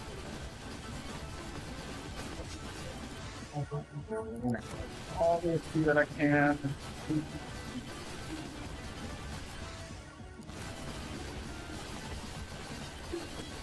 And that extra pickup range, I have 30 pickup range. That is doing wonders for me right now. Like, getting that extra Chaos Tome 70-something% pickup range was honestly, like, insane.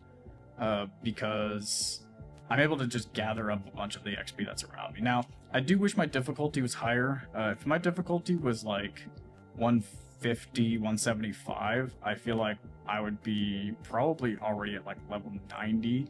Right now, but I'm not. That's kind of a risky take with getting it. Okay, chill. Okay, out of there. Okay, just recapping, I guess, on stage is that I think what I did well was my XP gain is looking pretty nice. I don't think my damage is doing too great. I didn't open up enough chests, I think, on stage 1. Didn't explore the map fast enough on stage 1, so, you know, definitely don't think that this is, like, gonna be a PB, but I would say that I'm not, like, disappointed with, like, my items here, my XP scaling. You know, like I said, I think my difficulty scaling could be better. My luck is pretty nice right now. It is nice kind of coming in, like, with, you know, maybe a little under like 300% luck into stage 2. That way shady guys have like better items and things inside of them. Other than that, yeah, nothing I would say super like special about this run other than just a really lucky late soul harvester. So let's you know, maybe take a look at what I have for this map here. I got 3 shady guys, 1 microwave, 1 magnet, 6 challenges, and 4 boss curses. This is a pretty bad seed, I want to say. No Moais, so no chance of like rolling, you know, nice legendaries or anything like that. So I had to kind of depend on shady guys for maybe some other legendaries that I kind of want early, or you know, maybe some key items. Microwave getting 1 is pretty bad. That's why I, you know, kind of say that if you have a double white microwave start, you know, it's really the only thing that you can control is your first stage. You're probably going to get, like, assume that you're going to get a 1 microwave, and maybe it's not even white. I'm assuming I'm probably going to get, like, a blue microwave here. And that's going to be your, you know, 1 microwave for this stage. 1 magnet shrine is pretty bad, too. I'd like to see maybe 2 if I don't have the magnet item already.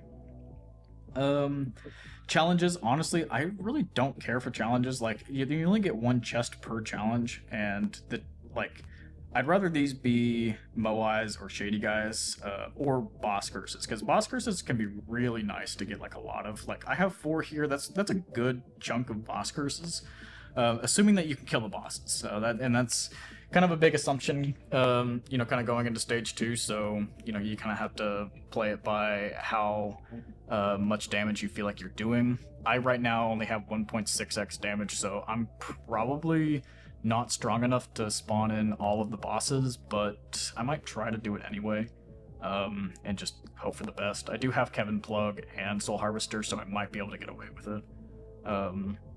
But yeah, not a great tier 2 seed, but I don't think it's worth resetting. I do have a Soul Harvester, I do have Kevin Plug, I have 7 keys. I'm okay for now. As I play this out, like, if I'm really not feeling like I'm getting to where I want to, then maybe I'll reset before stage 3, but I don't see myself doing that yet. Definitely not PB, but just also for kill count. For kill count, I left stage 1 with 6,000 kills. That's not bad, but it's not great. I would say that if you can manage to get like 8,000 kills. That's pretty solid. 10,000 kills, you're probably like, you're really pushing what you can get in stage 1. Some people can get over 10,000. That's kind of insane, but yeah, that's how that is. Alright, so I think with that, let's go ahead and play this out. The first thing that I'm going to do in stage 2 is look for my bosses. I'm also going to look for my microwave and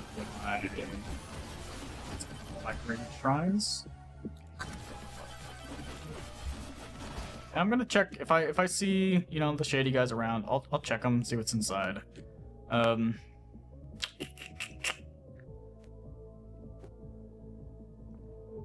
Honestly, I don't know if this was changed recently. I feel like the feathers was changed in the latest patch, but I don't think they used to have +1 extra jump. +1 extra jump, but I think that's worth taking. And for the reason of the southwest corner. So once it kind of gets to the swarm wave, I'll come.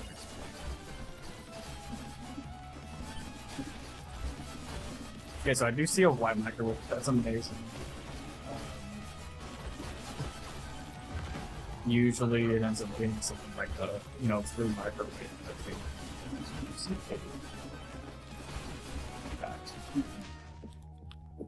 OP lamp. Okay, so here's the thing, right?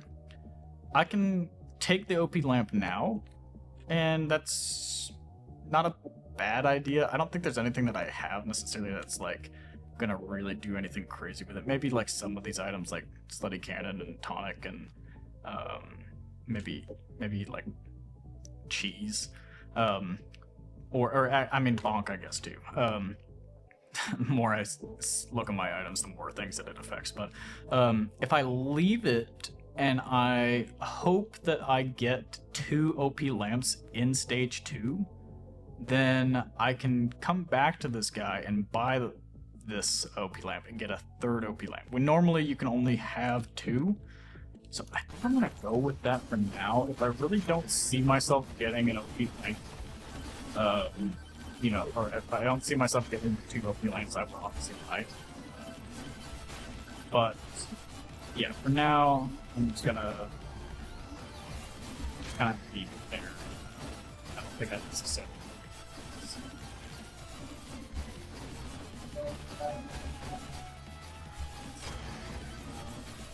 Looking for our last. Okay, so here I'm gonna take the chaos. Okay.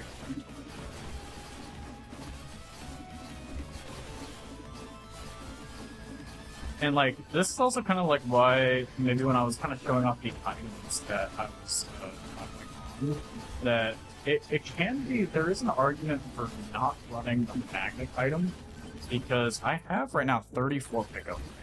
Like, I think anytime that I'm standing still, I'm gonna basically be collecting the XP that's around me within a, you know, margin there. Like, I think there might be something. There might be some things that I don't. But yeah, within some margin there,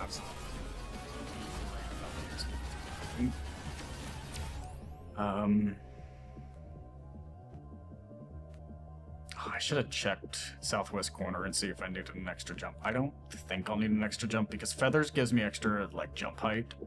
So I'm gonna take the projectile count. Not bad. And now I could probably already fit something. Run over.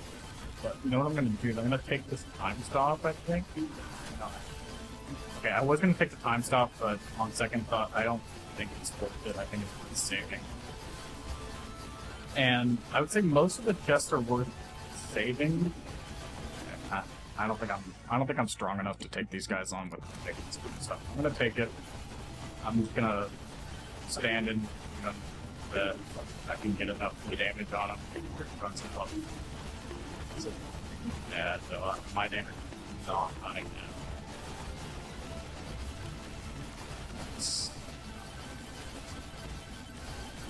Oh, goodness. I need to kind of get to that southwest though, so I think I'm going to start doing that now. kind of linked to it, but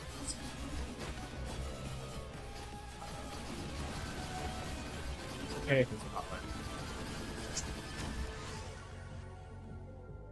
I kind of want to take the luck upgrade, honestly. I feel like I'm just not fast. I don't really feel like I'm gonna use my extra jump thing to get up here. The reason I'm getting up here is that this is kind of where I want to be at the very end of. I think I just wasted so much. Honestly, that was probably really not. I needed to be up here much sooner, but see how many just spawned in there. Like, I lost a lot of kills. Definitely don't. But you want to get power-ups to drop up here, because then you can just come and pick them up when, at the end, when it's in overtime. I'm standing in this far southwest corner to just maximize the amount of lights. But it's kind of fun. 45 degree, 60 degree, field of vision, basically, kind of on the fly. And kind of get your kills as fast as you can. Yeah. Right. I'd say maybe.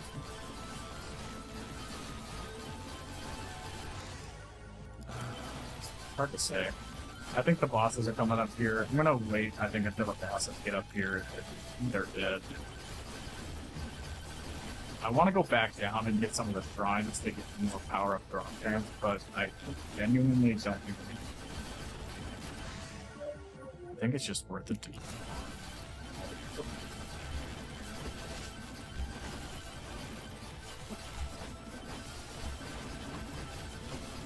I'm gonna save like that rage is worth it. I'm not going into the corner right now because I ideally want all of the power-ups to kind of drop a little bit away from where the normal are going to be spawned.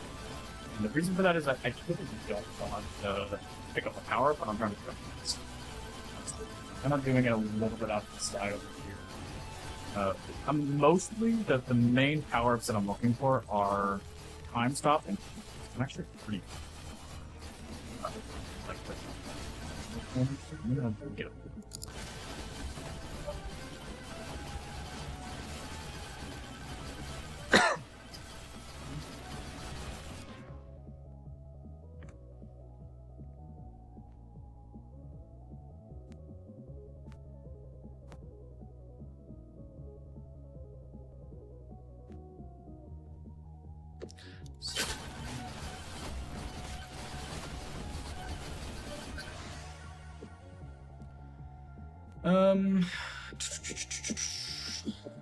You know, I keep wanting to push luck, but I.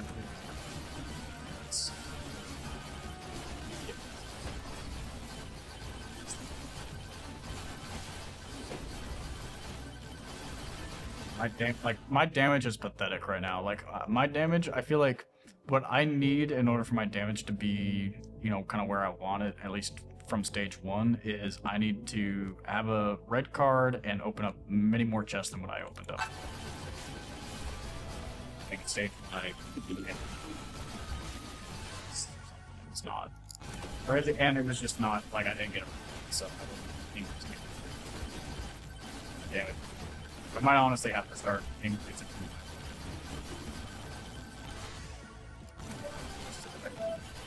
Not die.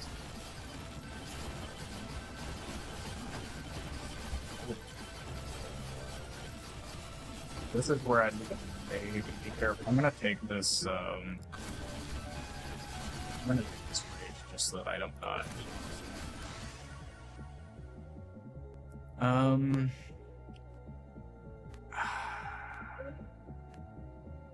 Okay, I'm gonna take the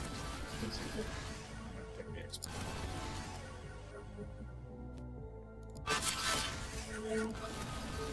I'm gonna take the chest here, even though that was a really bad decision, because, I mean, 344% luck. I want to, like, open up chests on this stage when I have about 1,000 or more luck. So, that, yeah, definitely wasn't worth the gamble there, but, you know, you kind of pick and choose how you want to, you know, open up chests. I try to not open them, but sometimes I feel like I'm not strong enough, so I open up a couple just to try to get some lucky pulls a little bit earlier on. Okay, so here, let's see, let's do Dex. Let's do.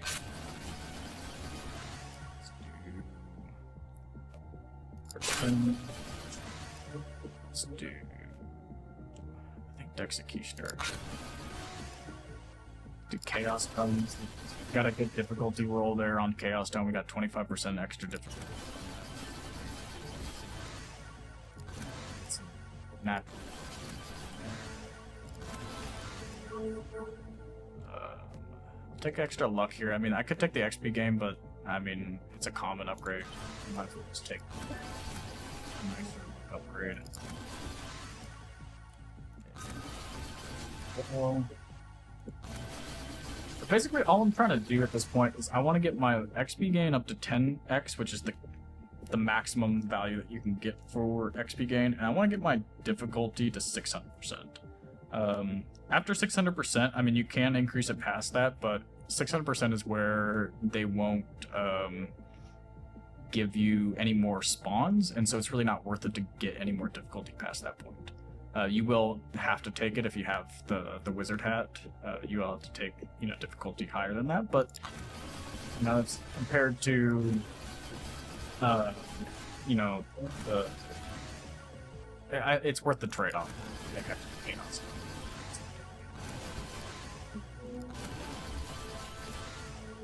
Definitely not as. Might take a couple. These, I think, bosses. Some. Yeah.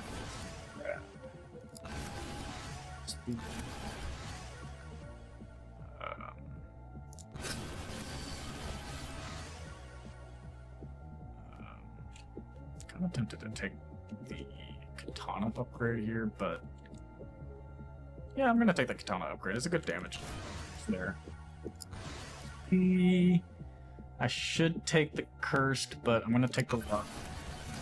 No, there's probably a method to the madness. I kind of just go with what my heart tells me. So, you know, don't take what I, you know, pick as what you have to take. Okay, here. I you know, I do wish I had a higher power drop chance. Like, you know, I'm not getting as many drop here, so like, now I really need to make sure I get things.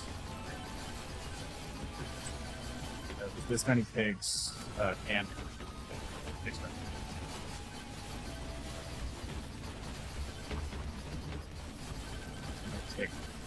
I'm really I might have a very hard time getting this top of it.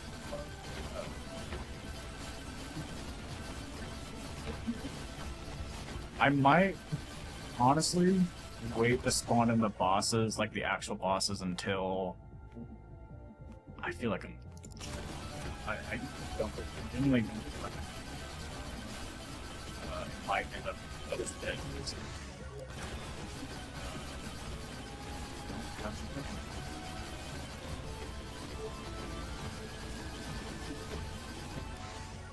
I don't have any idle juices, I don't have red cards, I don't have a lot of things.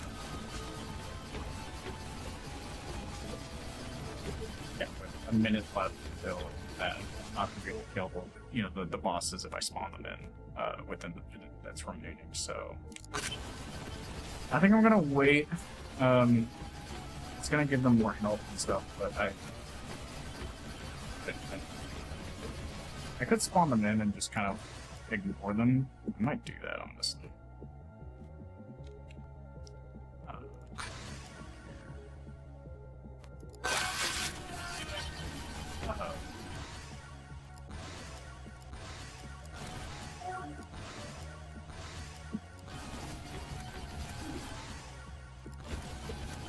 I'm gonna take the chest though. Like, I'm kind of getting to a point where I'm getting like 5. So like, I'm not gonna be opposed to taking some chests, especially because I feel like this output is low. I wanna get somewhere where I feel like I can take out the damn bosses. This isn't gonna be a record run. If this was a record run, I really wanted to make this right now. Because it's not really a record.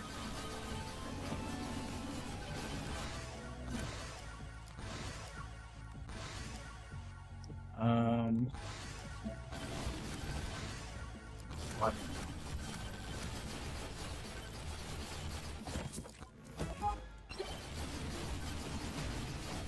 And I think I'm gonna like kind of go back on what I was saying earlier about leaving the bosses. I do think it's important. Out. Let's go ahead and do that.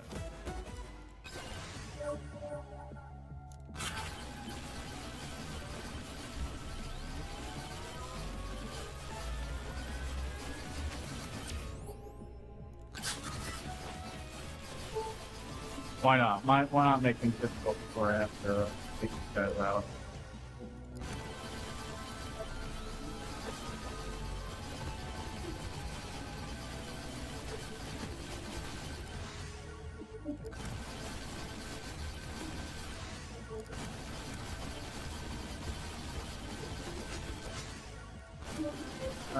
At this point, I'm gonna turn off my effects here. I feel like they're just making things harder to see what's actually going on. So, see my soul.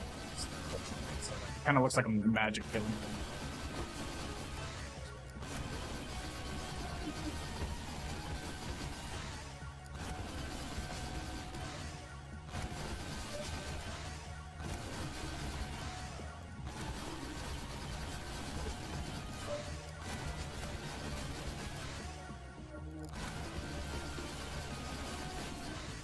Yeah, I'm definitely not killing them fast that one, but I mean they're not big, so I'm not super mad about it, but not ideal. 4.5 extra shells is honestly kind of nice. That basically just doubled. That could kind of clutch. We'll see. I don't know if it.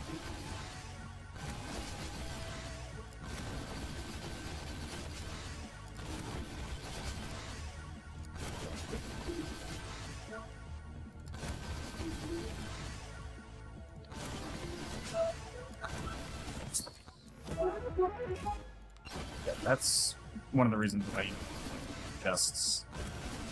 Oh, no. Oh. Life would like that. I've killed a couple of them. These ghosts are kind of being a pain in my ass now. I think I'm gonna get all the bosses. That's honestly surprising. I really didn't think I was gonna be able to kill the bosses there. Let's take, kind of health check here. Okay, so I'm almost at 400% difficulty, about 7x XP gain. Definitely I'd like, these to be higher, but I think it's not, like I'm not gonna, considering I probably shouldn't have been able to live this far anyway. Yeah. That's here. There.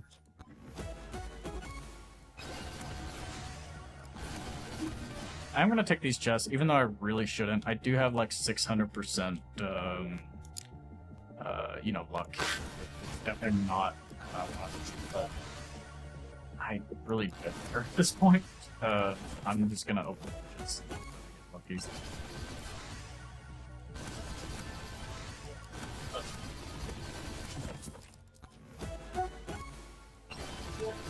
Not bad. I do like to have at least one green card, so that when I'm opening up...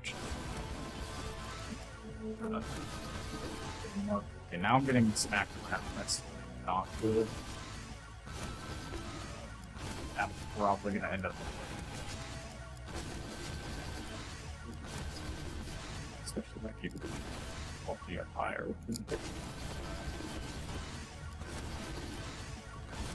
I can't even jump up.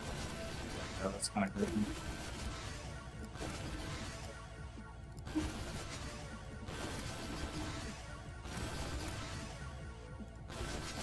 Take some, down.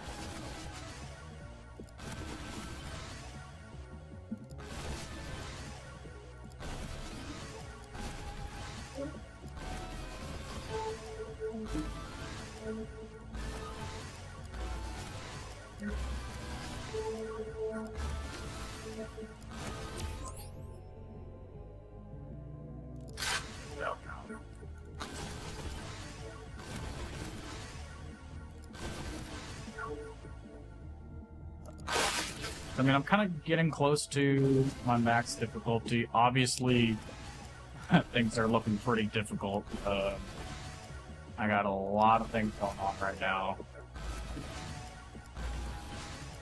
But I'm kind of pushing my XP difficulty until they're at 600% and 10%. Then I'll start upgrading some of my others. As long as I, can live up to that point. That kind of can be an assumption. I don't need movement speed. I have the Kevin Coward's Cloak combo. I don't really think I need extra luck from this because I have a luck tome. Crit chance I'm not necessarily getting unless I happen to roll it on Chaos Tome or my dice upgrade. So the most worth it here is my crit chance.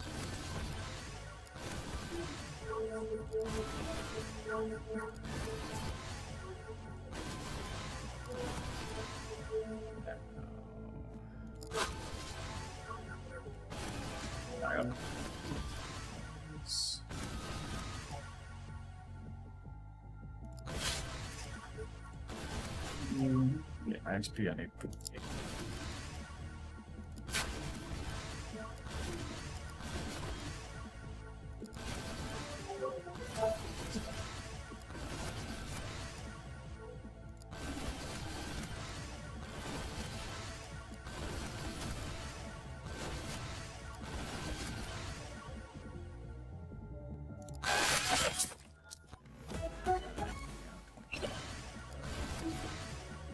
Okay, my XP is maxed out, so I don't need to do any more XP. Basically, anytime I see XP Tome, I'm basically using it as a skip, because I don't want to take the other two. So at this point, just kind of nice. I can kind of take a look. And maybe...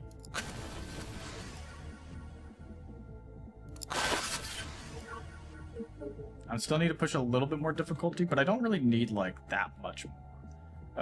So, here, I'm looking at my tome level. I can get to 99 without a wizard's hat. I probably will get a wizard's hat at some point, but I don't have one yet. That means I have, 21 more levels of Cursed Tome that I can take. If I keep taking purples, I'm definitely gonna, get past 600%.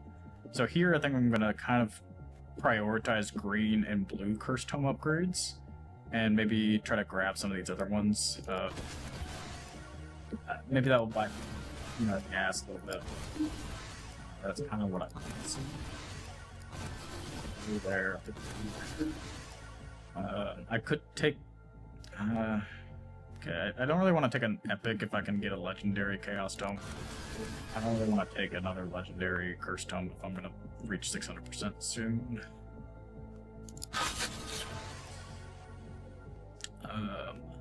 Take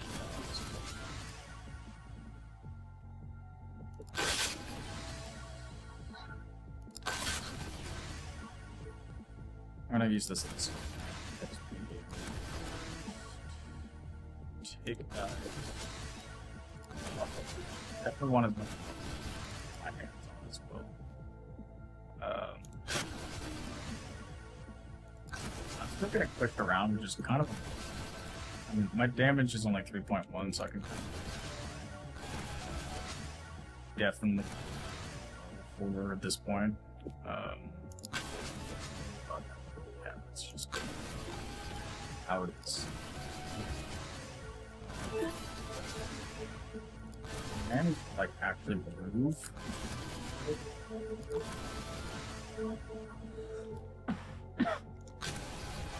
Cursed. Okay, so I'm at max cursed. Basically, I don't want to take cursed if I can help it at this point. If I see a green cursed, I'm going to take it. Because it's basically the lowest thing. I mean, there's nothing else. But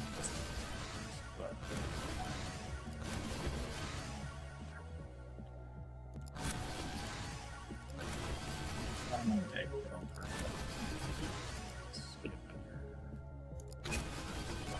Blues and greens for Kurt.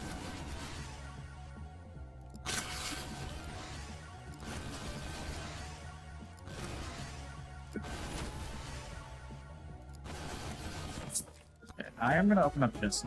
I am at like 884, a little bit more, but honestly, I need something. I need a sign from God to tell me to keep running this one.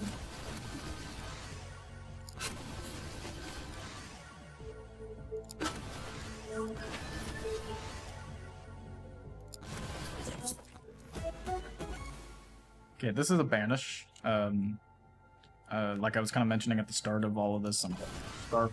So, Scarf, just in general, like right now, I have 588 HP. For every 100 HP that I have, one beefy ring will give me 20%. So, with having, like, say, 500 HP, one beefy ring is going to give me 100% more damage. So I would much rather get more beefy rings. And Scarf, because I'm not going to be in the air, there's no reason for me to take it. Basically on the ground. There's just...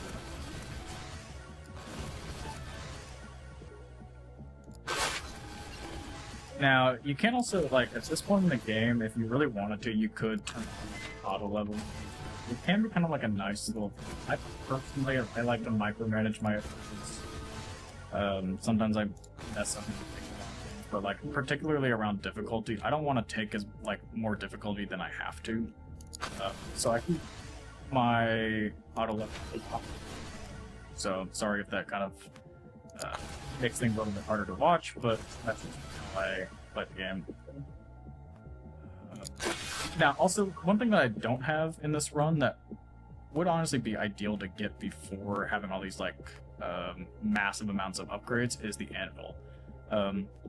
Because I am running the anvil on, and I don't have pot on, basically once these weapons hit level 40, getting an anvil is useless to me. So there would have been, like, no point in toggling it on. So if I can get an anvil and get, like, some, you know, like, value out of it, that would be great, but I'm not counting on it. I'm just basically, right, as a tax deduction at this point. Okay, here, you know, I don't want any more difficulty. Max HP is good, but honestly, because I'll have other ways of getting max HP from chunk play / like holy books, I'm going to take the elite spawn increase. That will just give me more run. Okay, like that. Like I just got a holy book that gave me another 100 HP. So, like, exactly that. I'll start opening up some chests now. About 1,000. And I don't. I don't have any more microwaves to use, so. Alright.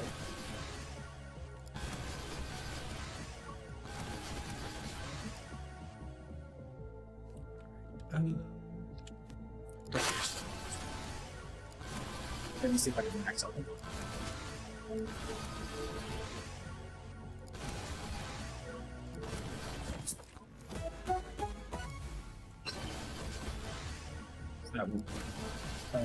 It's a little bit more. So I previously, you know, I had 99 here. I'm gonna have more cursed.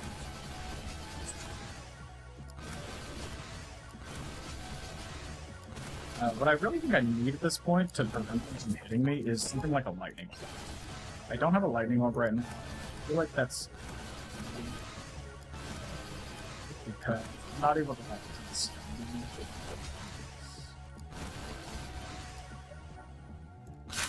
This guy have. I'll take another Cursed Doll. Cursed Doll of this.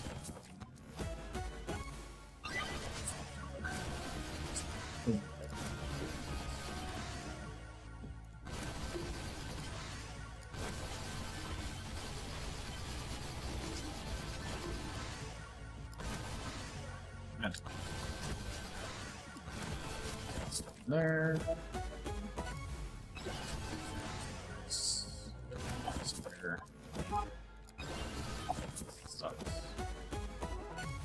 Huh, okay, I got my anvil, so I am gonna get some value out of it. I'm gonna get 8, 8, and 15. So like 31 levels worth of value out of it. So it's not the worst. Much better getting that now than, you know, like all my stuff up, but would have preferred it a little earlier. It is what it is. You can't. You just have to get it. That's a panic. Spiky Shield is one of those other items that are really useless.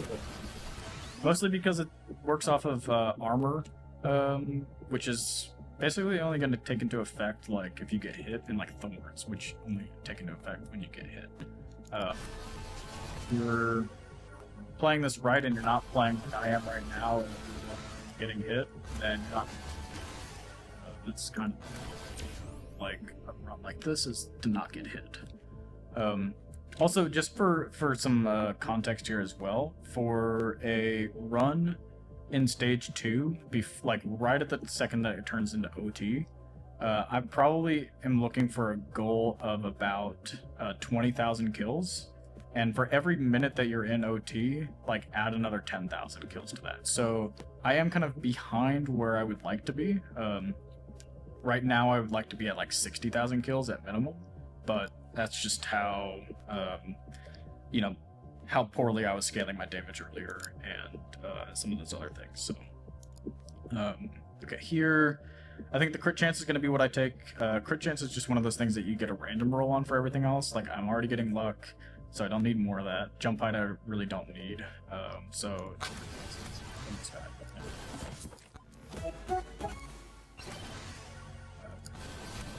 just get the level.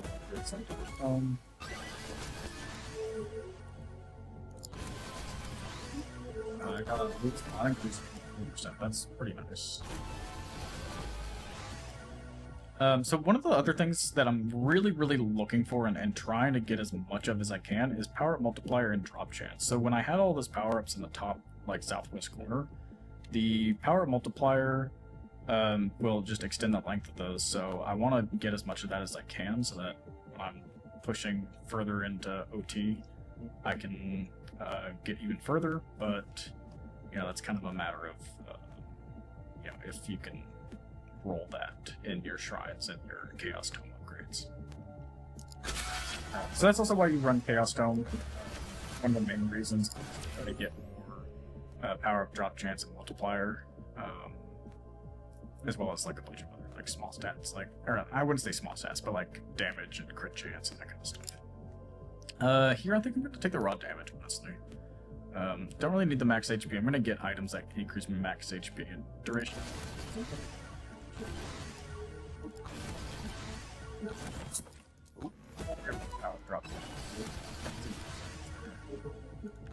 I don't think it shows over here. I don't know. I guess that wasn't that much.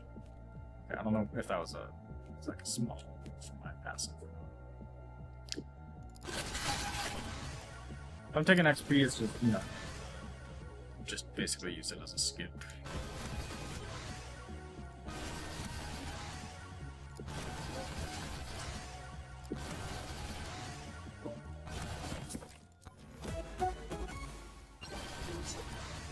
What I really want to see is lightning orb. And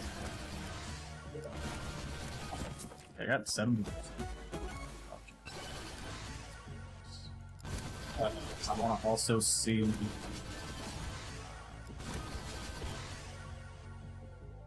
more beefy rigs.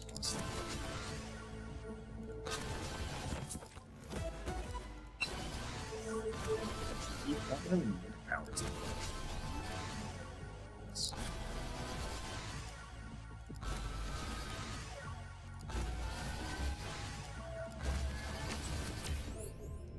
Here, let's take a look here. So my size is not really where I want it to be. If I am able to get my size to like a 2.0, when I get a meatball, I don't have to take 2 of them and then ban. I can just take 1 and then ban. So I might do size. Where's my crit damage? My crit damage is okay. 3.9x is nice. So I think I'm gonna. That puts me at 1.9. So just a little bit of extra size. Okay,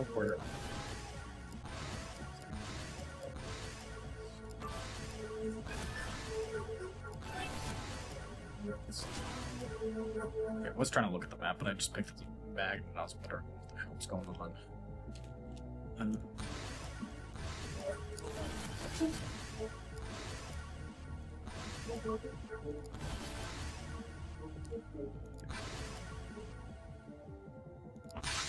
Kind of almost done with my like weapon upgrades too, so I'm gonna take more of my weapon upgrades.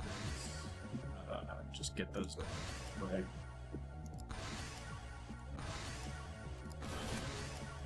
Almost done. My Executioner's done. I have 5 more levels of dice. I kind of want to get legendary upgrades for those, so that might die.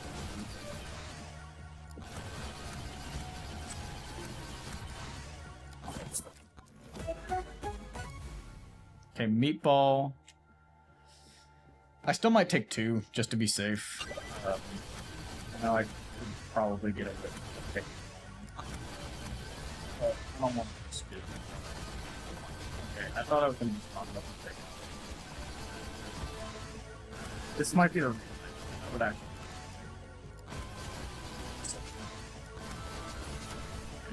Wasn't. I did not think I would be that weak. I knew I was weak. I did not know I was that weak.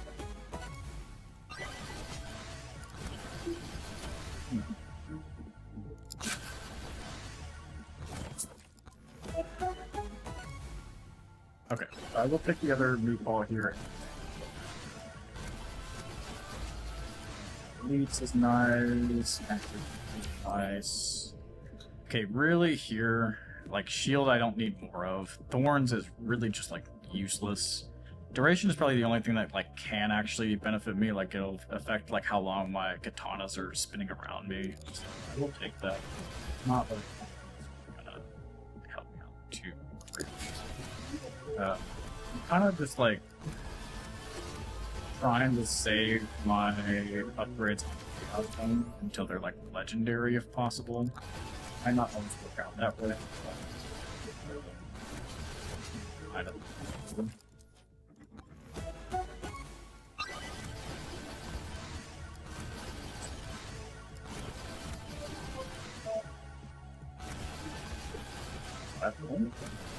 That's not that good. I don't know how I went here.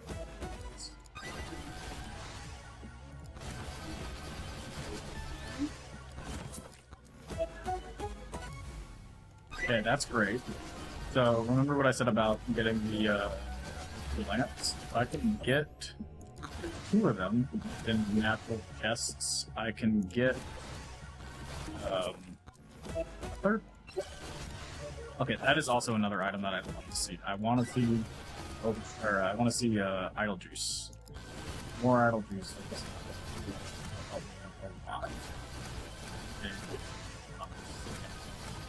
Things. Okay, banish now. We need more.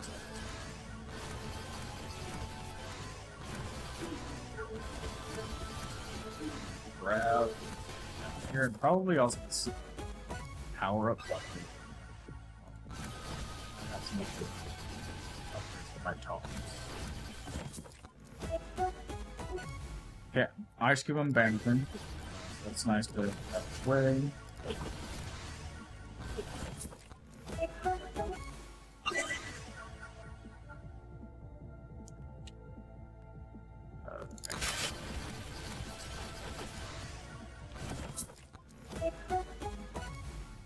Perfect. Okay, now I want to find that. I want to find that. That now, and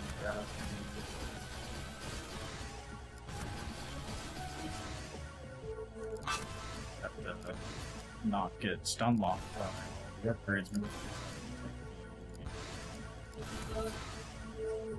And so this is another thing, is that like I don't have a magnet yet. This is kind of like one of the reasons why like I don't think it's insane to just toggle off the magnet. I have 37 pickup range. Like yeah, that's pretty lucky, I would say, to get.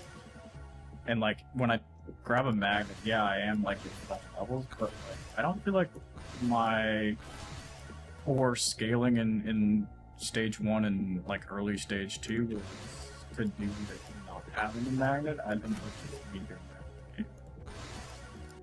that. So I think it might genuinely be one of the things that is worth talking off.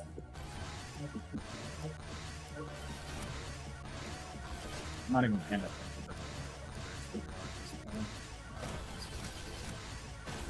This is when I probably could turn the auto level on, but I probably would have something that's not gonna bother. Okay, I'm gonna banish this. I don't need another.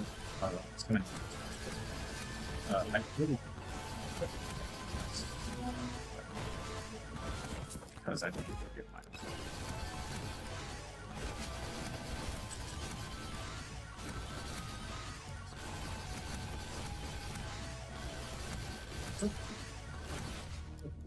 Yeah.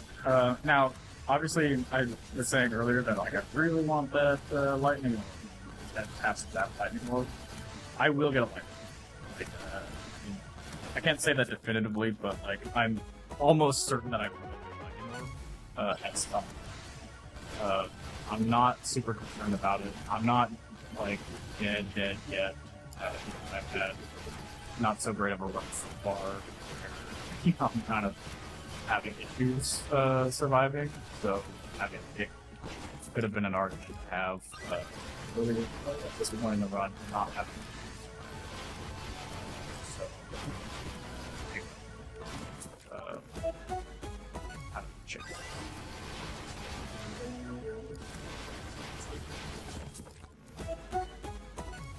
Okay, power buffs advantage.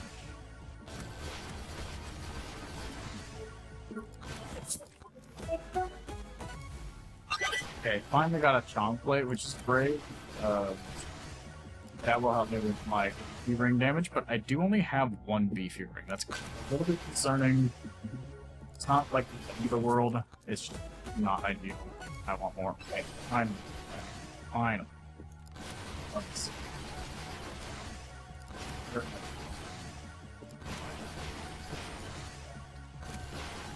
And again, I'm taking all these like purple and below Curse Tome upgrades because I'm almost certain that if I wait on taking those upgrades, I get things like legendary upgrades that I'm forced to take, and I'd rather not take them. I'd rather take the blue, green, sometimes the purple, when they roll. Also, Joe's Dagger, really nice to see. I would have loved to see that earlier. I really did for just stage 1, so much I could do. Okay, power up drop chance is great. I'm gonna take that. I do like that I'm kind of nearing on about 2.0 for power up drop chance. I would obviously love more, but I feel like at this point I played it poorly, and I'm kind of just playing this off of my luck. I'm just gonna be happy.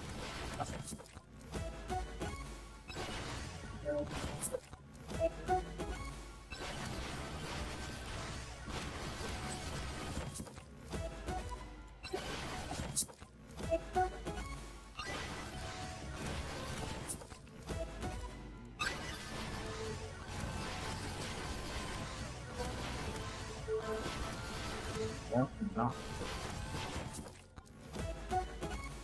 And I think my last band is magnet. Honestly, if I don't see a magnet anytime soon, I might ban another purple. in the effort of being because okay, so I got my I get another magnet like pretty soon. Probably gonna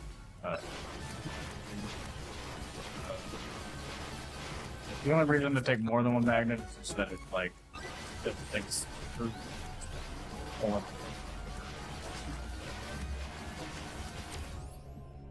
like, and here, like, here's the other reason that, like, I really don't need this magnet, is that I think the magnet maybe gives you some extra pickup range, so maybe this is inflated a little bit, but, like, an extra, like, 5 on my pickup range, I really don't need more pickup range. But, like, knockback and jump height, like, I think I'm gonna take the jump height, because I don't need more pickup range, and I don't need knockback, but really, like, if I didn't have magnet, I could just take the pickup range and say that this is actually a good upgrade versus taking something that's really... Now, you know, obviously that kind of all depends on like a little bit of like that part of it where you're actually getting, you know, drops for pickup range in your shrines and your other upgrades, but I don't know. An extra ban is really, really valuable. Like I could ban another purple and get more beefy rings that will increase my damage by a lot. Here, the obvious choice is power multiplier. Getting that is kind of really bad.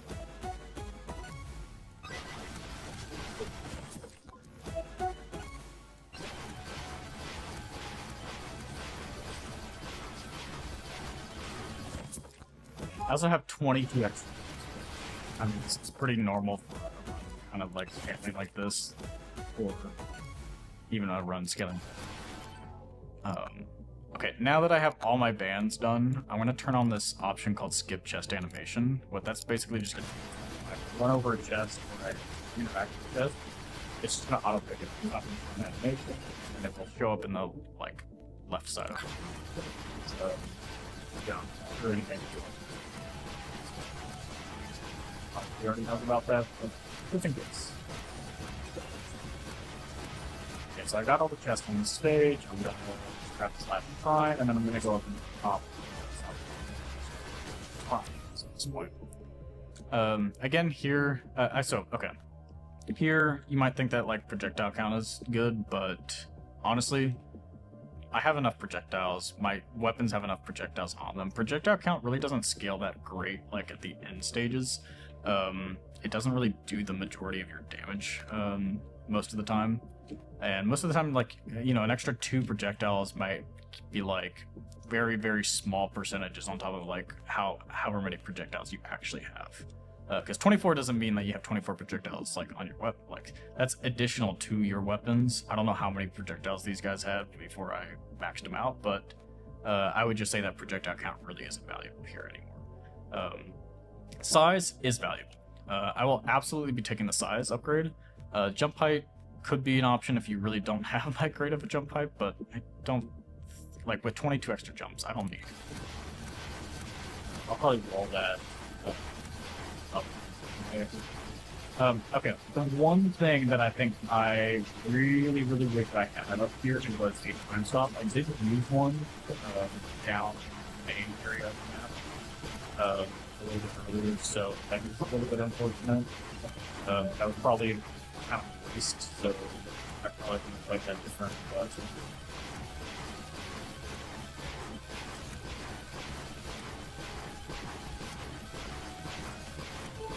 so now, I mean, you can kind of see just like based off the experience what like 53 pickup range looks like. There are some XP stars out there that aren't getting pulled from like high pickup range that will handle. But if I had like 60, I might be pulling. Okay, I don't know what the whole like number that I would need there is, but I feel like I'm gonna grab this stomp set. I'm gonna grab it. Power multiplier being 4.6 is actually really good. My stonks will last a pretty good chunk of time. I want to say that like things like heal stop like 50 seconds or so with this higher multiplier. So I'm this will just maybe.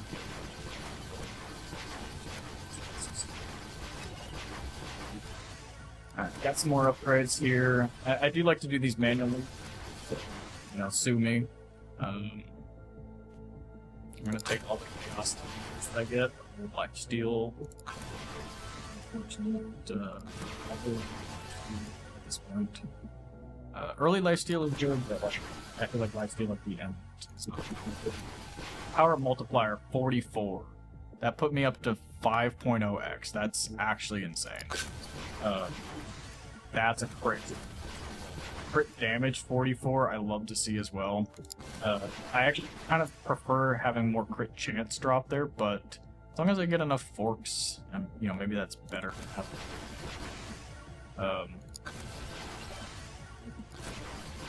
Now, stage 2, I think that most oftentimes, you know, the purpose to push a stage 2 is like 60 minutes, like past 60 minutes maybe, but like not too much past.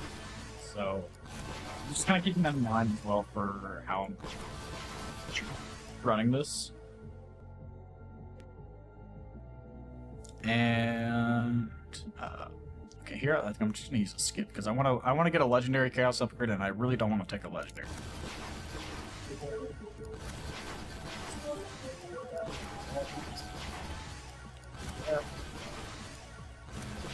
I'm not gonna use the most. And I got 37 minutes, 8% extra. So once my stomps runs out, I'm gonna go grab. I'm gonna grab the fifth one. Notice that when I move, like the ghosts kind of get a little closer to me. I think a lot of that's not moving by idle piece actually. So every time that every idle piece that I have, if I wait 25 seconds, I will get 100% extra. If I have 2 idle pieces, I'll make it say 50 seconds and it's a really nice upgrade, but it also makes it so that like if you want to have like possible, you really do need to stand. So I would say like with 1 idle juice, probably like at 15, 30, I'll stop moving so that I can get it damage next time less.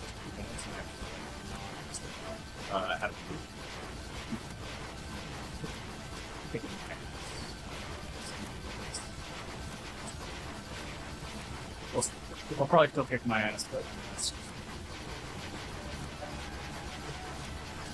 there's another red ghost here. You can see that they're getting a little closer. When I start moving to go pick up the other stones, it might get dangerously close. We'll see. We'll kind of lay it out.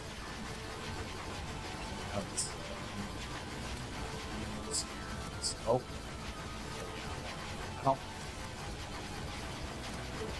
I think I'm not gonna grab the stones until I get hit into the auto pops. I do have 2 working, so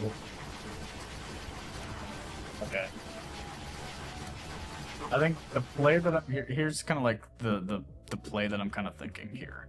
I have 2 Borutos. I can kind of stay here until one of them pops. That will give me 15 seconds to go do whatever I want before I'm gonna need to, you know, change up something, right? What I'm gonna do is I'm gonna grab the stonks. I'm gonna grab the nuke. I'm gonna go for this far, what's it called? Rage. I mean, maybe I should even grab the movement speed and the shield. And then I'm going to come right back into this corner and maybe actually, okay, the movement speed I'm going to waste on for my second one to pop because I'm going to really want that next portal before my 15 seconds. This is kind of risky. I would love to have more torpedoes, or kind of getting this stuff, because, really probably just getting caught without more than kind of have a home. We'll see. I'll play out. It does kind of help that I have free plants, so that's probably what's keeping me alive.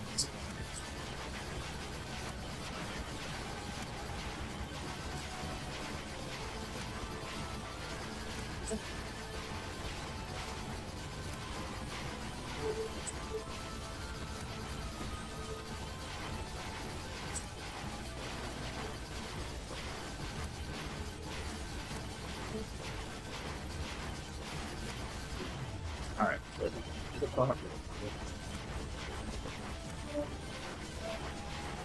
Yeah, probably didn't have time to grab this. That was probably once. Grab this.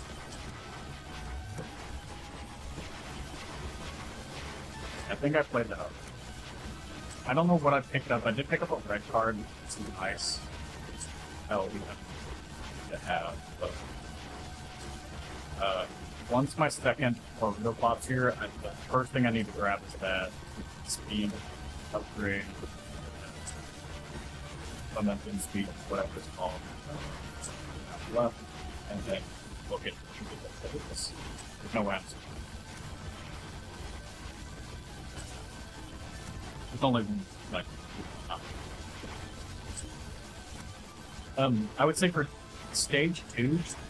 My goal for kill count is probably about 200,000 plus for like maybe. I'm pushing for like even 800k run. I want to see like probably 25 plus. I don't remember like 250s.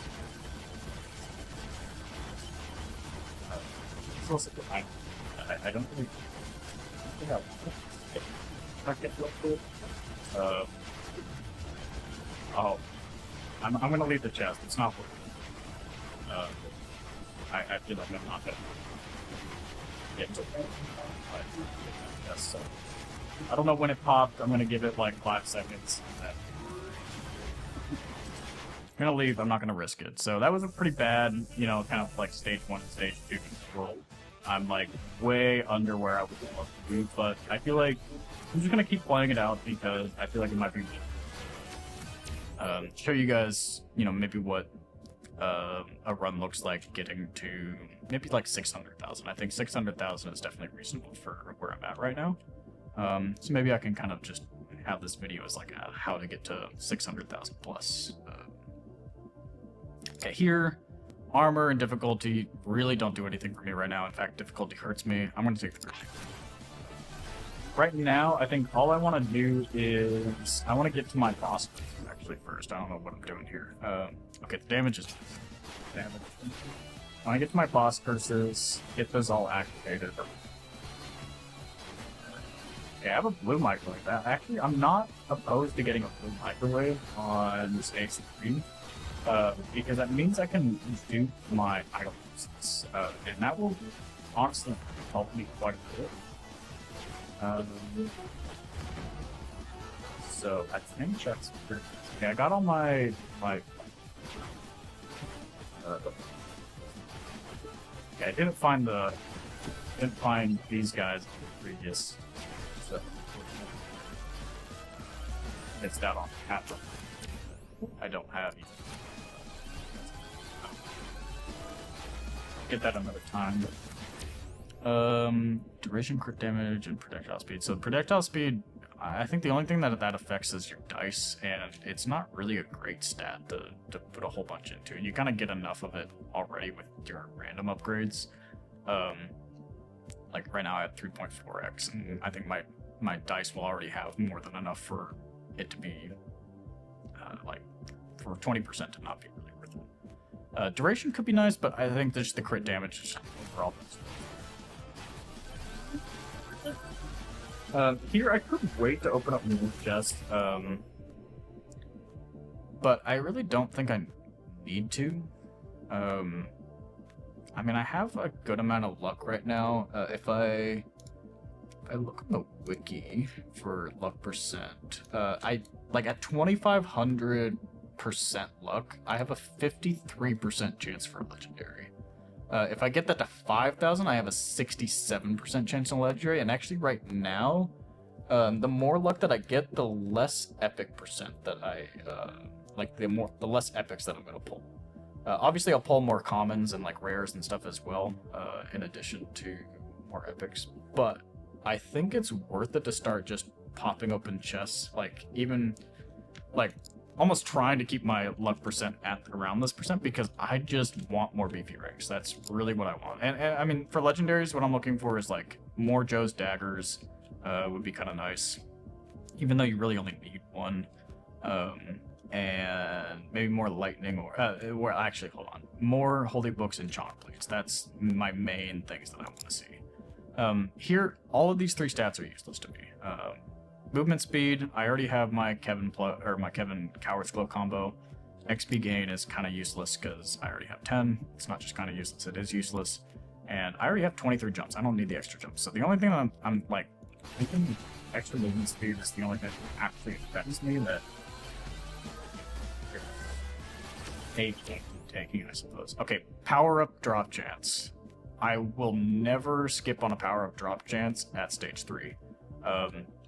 Only time that I'm skipping a power up drop chance is if I like am struggling in a stage 1. I feel like every other time it's always going to be picking power up drop chance here. Even if the other two, I don't know what other 2 that you might see there that would even remotely look valuable to grab. I should also look for what my... Okay, here... since getting more copies of Joe's dagger, from what I understand, it doesn't increase the percent chance to execute an enemy, it just increases the damage for this. I'm gonna just take the chonk plate. I think that gives me more damage overall, so I'm gonna take that.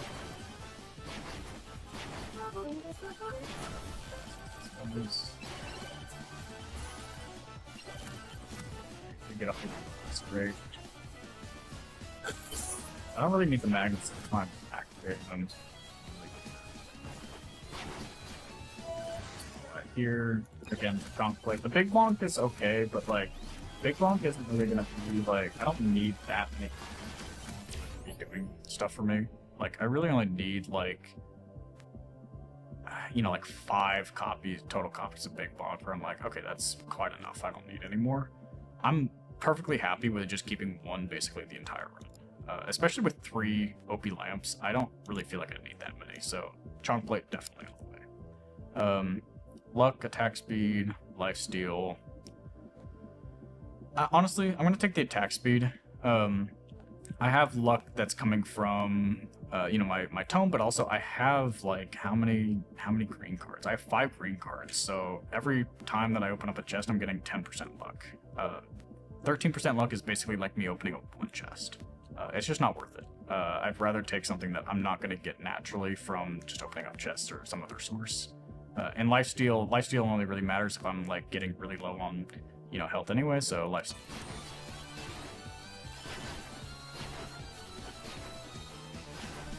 Alright, here.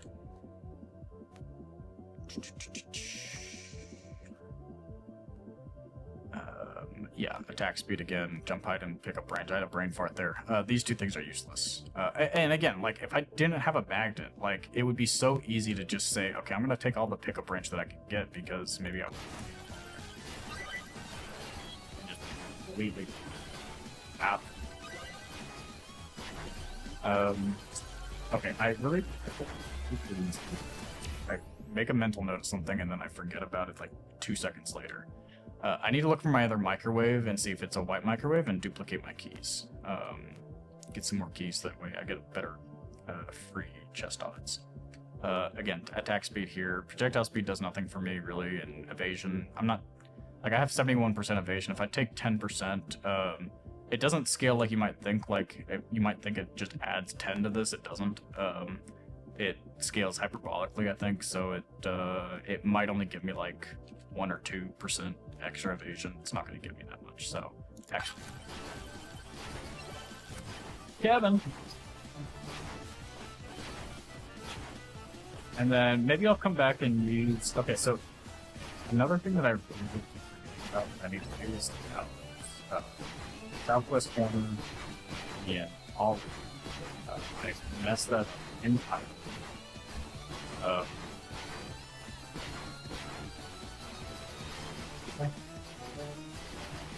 So I lost probably a good amount of kills by not getting. And I want to be up here again for the same reason as stage 2. I want to get those power-ups to drop up at when I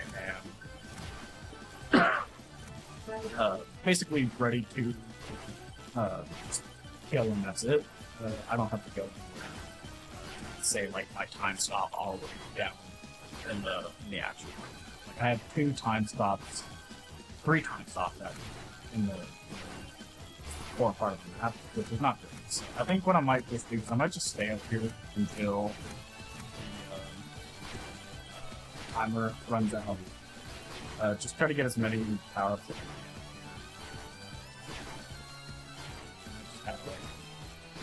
What I kind of like to do is I like to see like what the spawn locations are. I go all the way in the bottom left or the southwest corner, and if it looks like I can kind of gauge where I can go up, say, this far, and none of the enemies like overlap with the ones that spawn there, then that's when I start. Like, and I kind of like move around, kind of make sure that the places that the enemies are spawning in is kind of like moving, so that way I can pick up 2 power-ups. They're spaced out enough.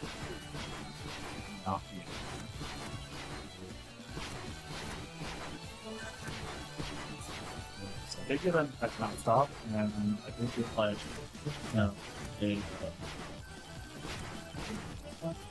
and I have like three shields, which is amazing. You can see that. So it's amazing. I need as many Worugas as I can. Yeah. At least 1 per shield. Ideally like 2 extra.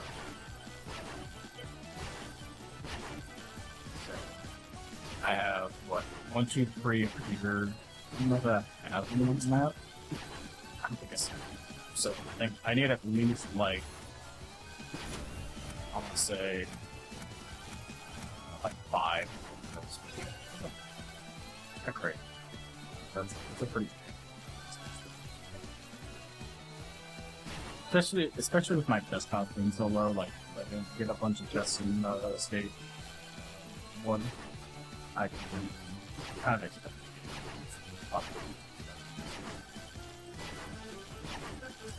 Okay, so I dig in, I don't know when that, I dig in when their time stop, which is kind of great.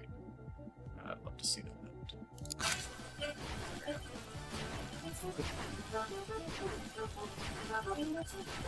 And I'll pick up the stonks and everything once the other. I'll pick up the stonks once the ghosts start spawning in, because then you're actually getting the max over and max. Basically, it could be worth waiting to use one of these until after I grab this time. Maybe I'll use 1 up here and 1 down there. Or I have 2 down there.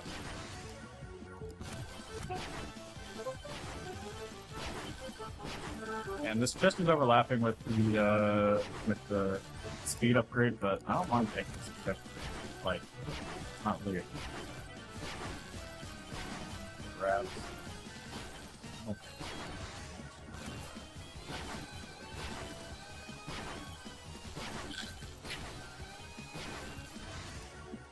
So with 1, 2, 3, 4, 5, 6 stonks drop, I have no problem with that. I've just on this stage. I mean, ideally I'd have more keys, but I don't think I'm gonna have them. It's kind of nice. You don't always get that with some stuff, especially if you don't have it.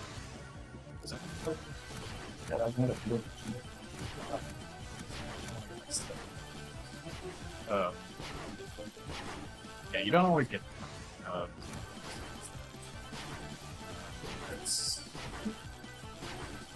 if you rely on getting 2 microphones on stage, you put like 1 microphone on your stage, and they probably wrong color. So, just whatever, a little bit more. And you get like. I feel like I'm getting a lot of power-ups for a 3.2 drop chance. Like, I would like my drop chance to be higher than what it is right now, but I'm not gonna... Like,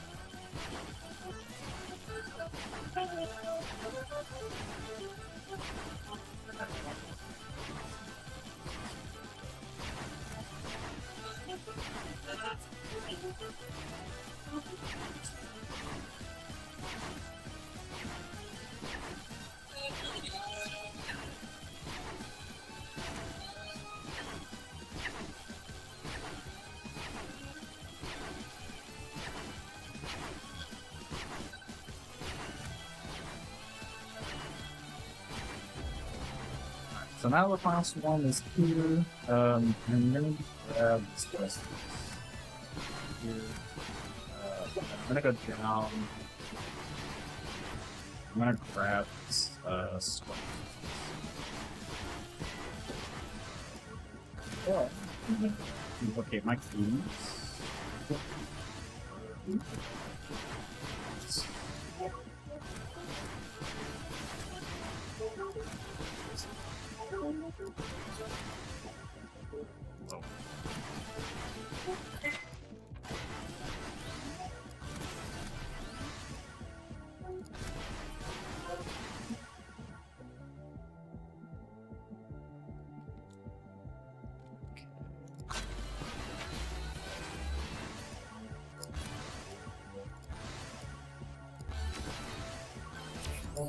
Okay, let's see here. Damage. I will say that I think from this point on, I want to say that mostly strategy followed the. I don't think there's really going to be any necessarily, because all that's left is kind of surviving as long as you can, using your power-ups to kind of extend the length that you're in the overtime stage that takes 3, and then if you really just can't survive anymore.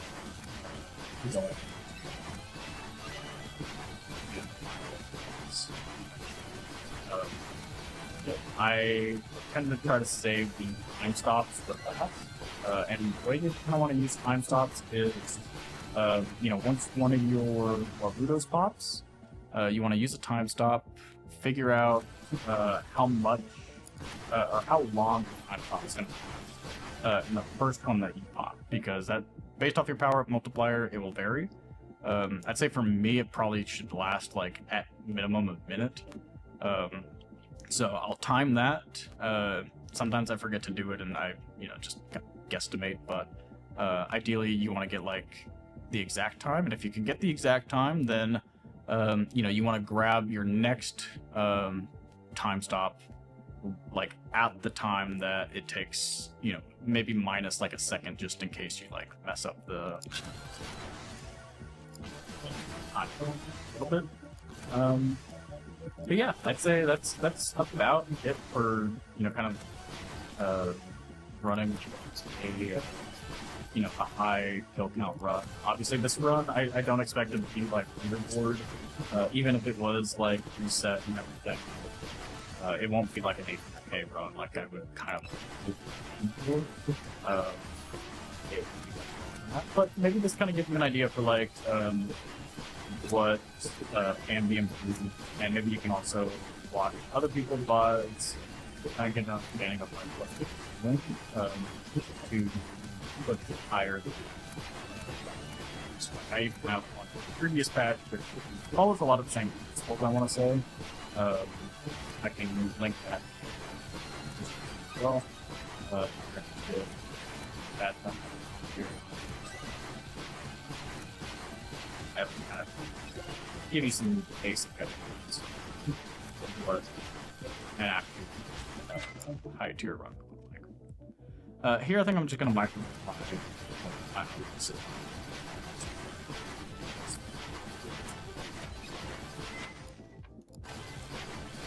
you take my echo card, it's not very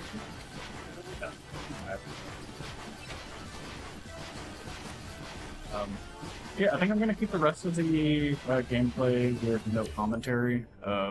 Just playing out the rest of this run. I'll chime in a little bit if there's anything that I'm doing that's maybe not talked about yet. But I think most of everything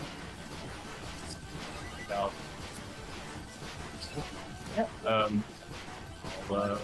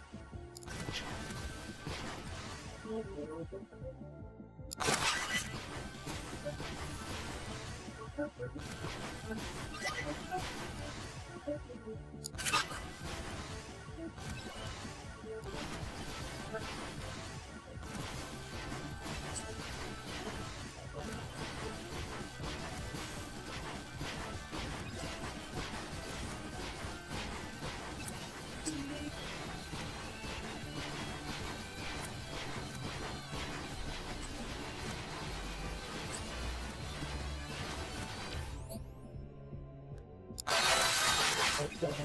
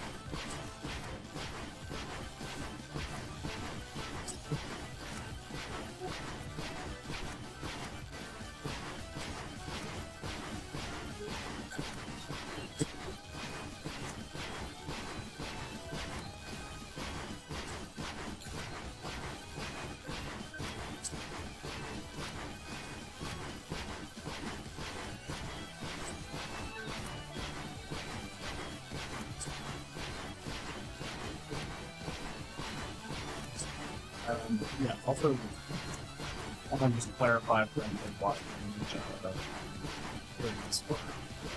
There's absolutely zero reason for me to grab stops farming up.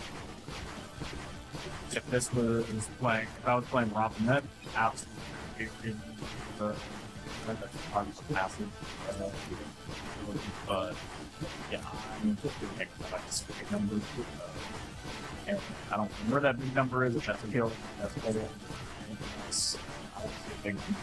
So just want to clarify that.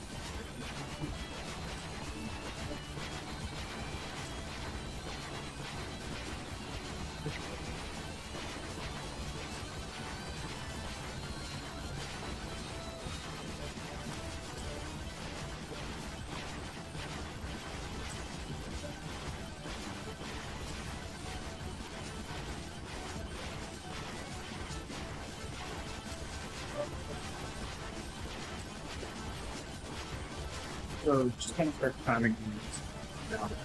Start power ups now. For the most part, I want to kind of say that like you are going for a record run, like what have you. Probably would want to look for 525, 500,000 by the time or like that's or more. Like 550,000 high 700,000 range.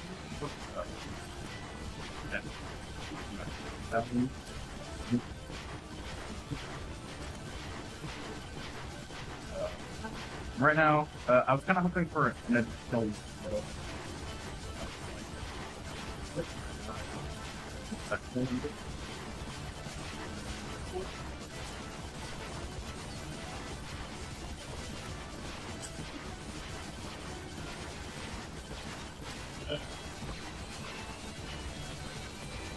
I don't get that.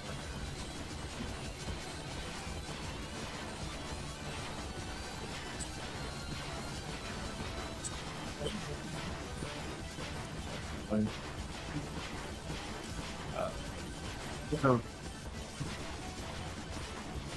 generally speaking, I want to use all my shields and stuff first. Maybe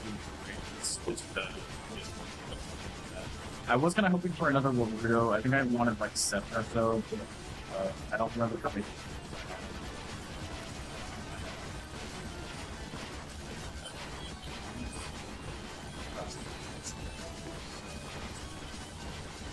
I'm just waiting and seeing how.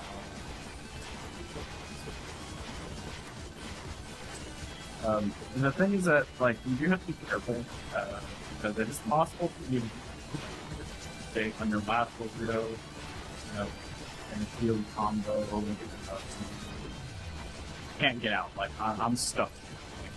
This is potentially catastrophic. I can't get out. Uh, I'm kind of just praying that I do, and if I do, I'm not.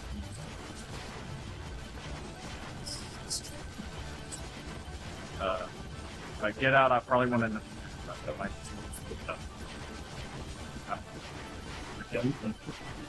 I kind of want to hit the 2 5. Take a that. I think I hit the time slot maybe around 25:08, so I'm gonna kind of keep an eye on like how long it takes for that to go away. I really used one more shield in range. It could be risky, but I think I have.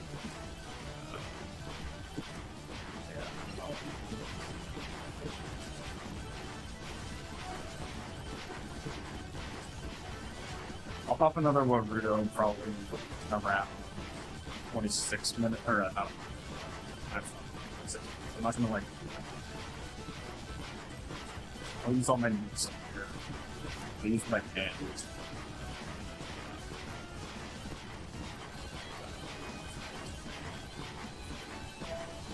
So it could have been better. Again, and you know that 500,000 number was kind of based off of 2 patches ago.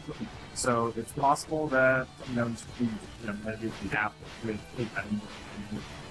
So less. It's hard to see. Use all those.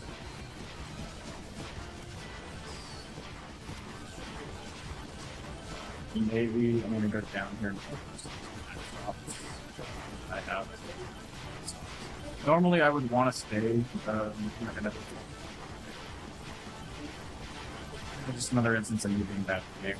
I think I popped that into 35, so it's 27.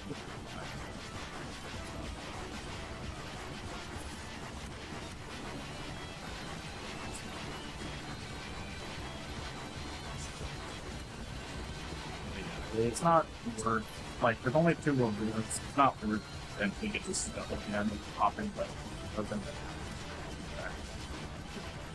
to the boss portal. It's just not good about.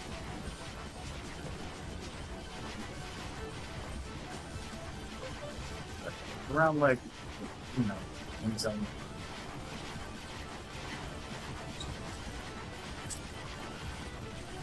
Right corner.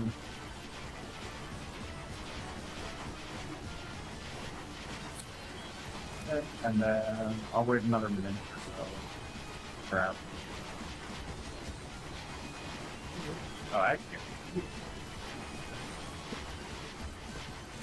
So I'm just basically farming out as many kills like. I mean, you're really not getting that many kills.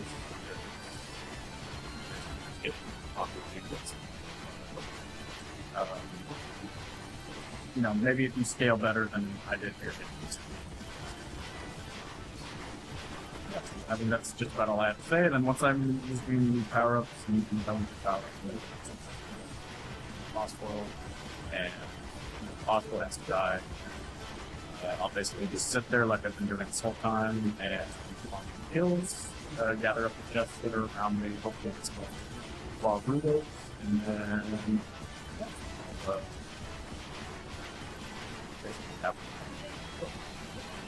now, the one thing that will be different, for the boss stage compared to stage 2 is because you don't have the ball. And you won't get anything like time stop. I'm really understood that that's hard. That's kind of why you.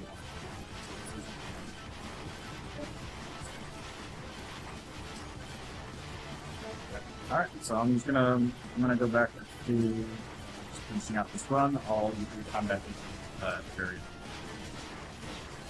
Yeah. That's about it.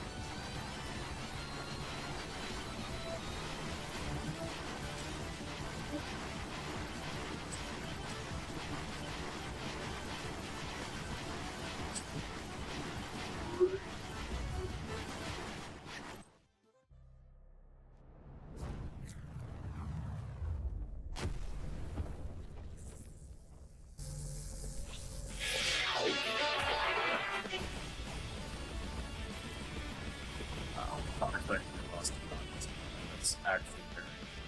That must be something that's different from the previous patch. That's actually quite insane.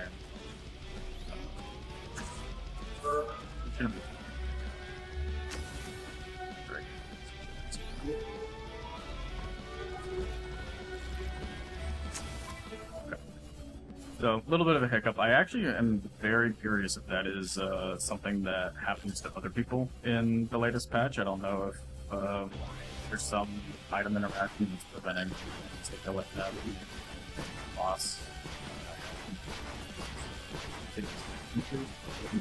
At this point on, I'm just going to go into settings, going to go into controls, and I'm going to turn off the interact key. I'm just going to hit escape. That way I don't accidentally go to the portal when I'm basically the last thing I'm going to do, and then everything else we can go it down.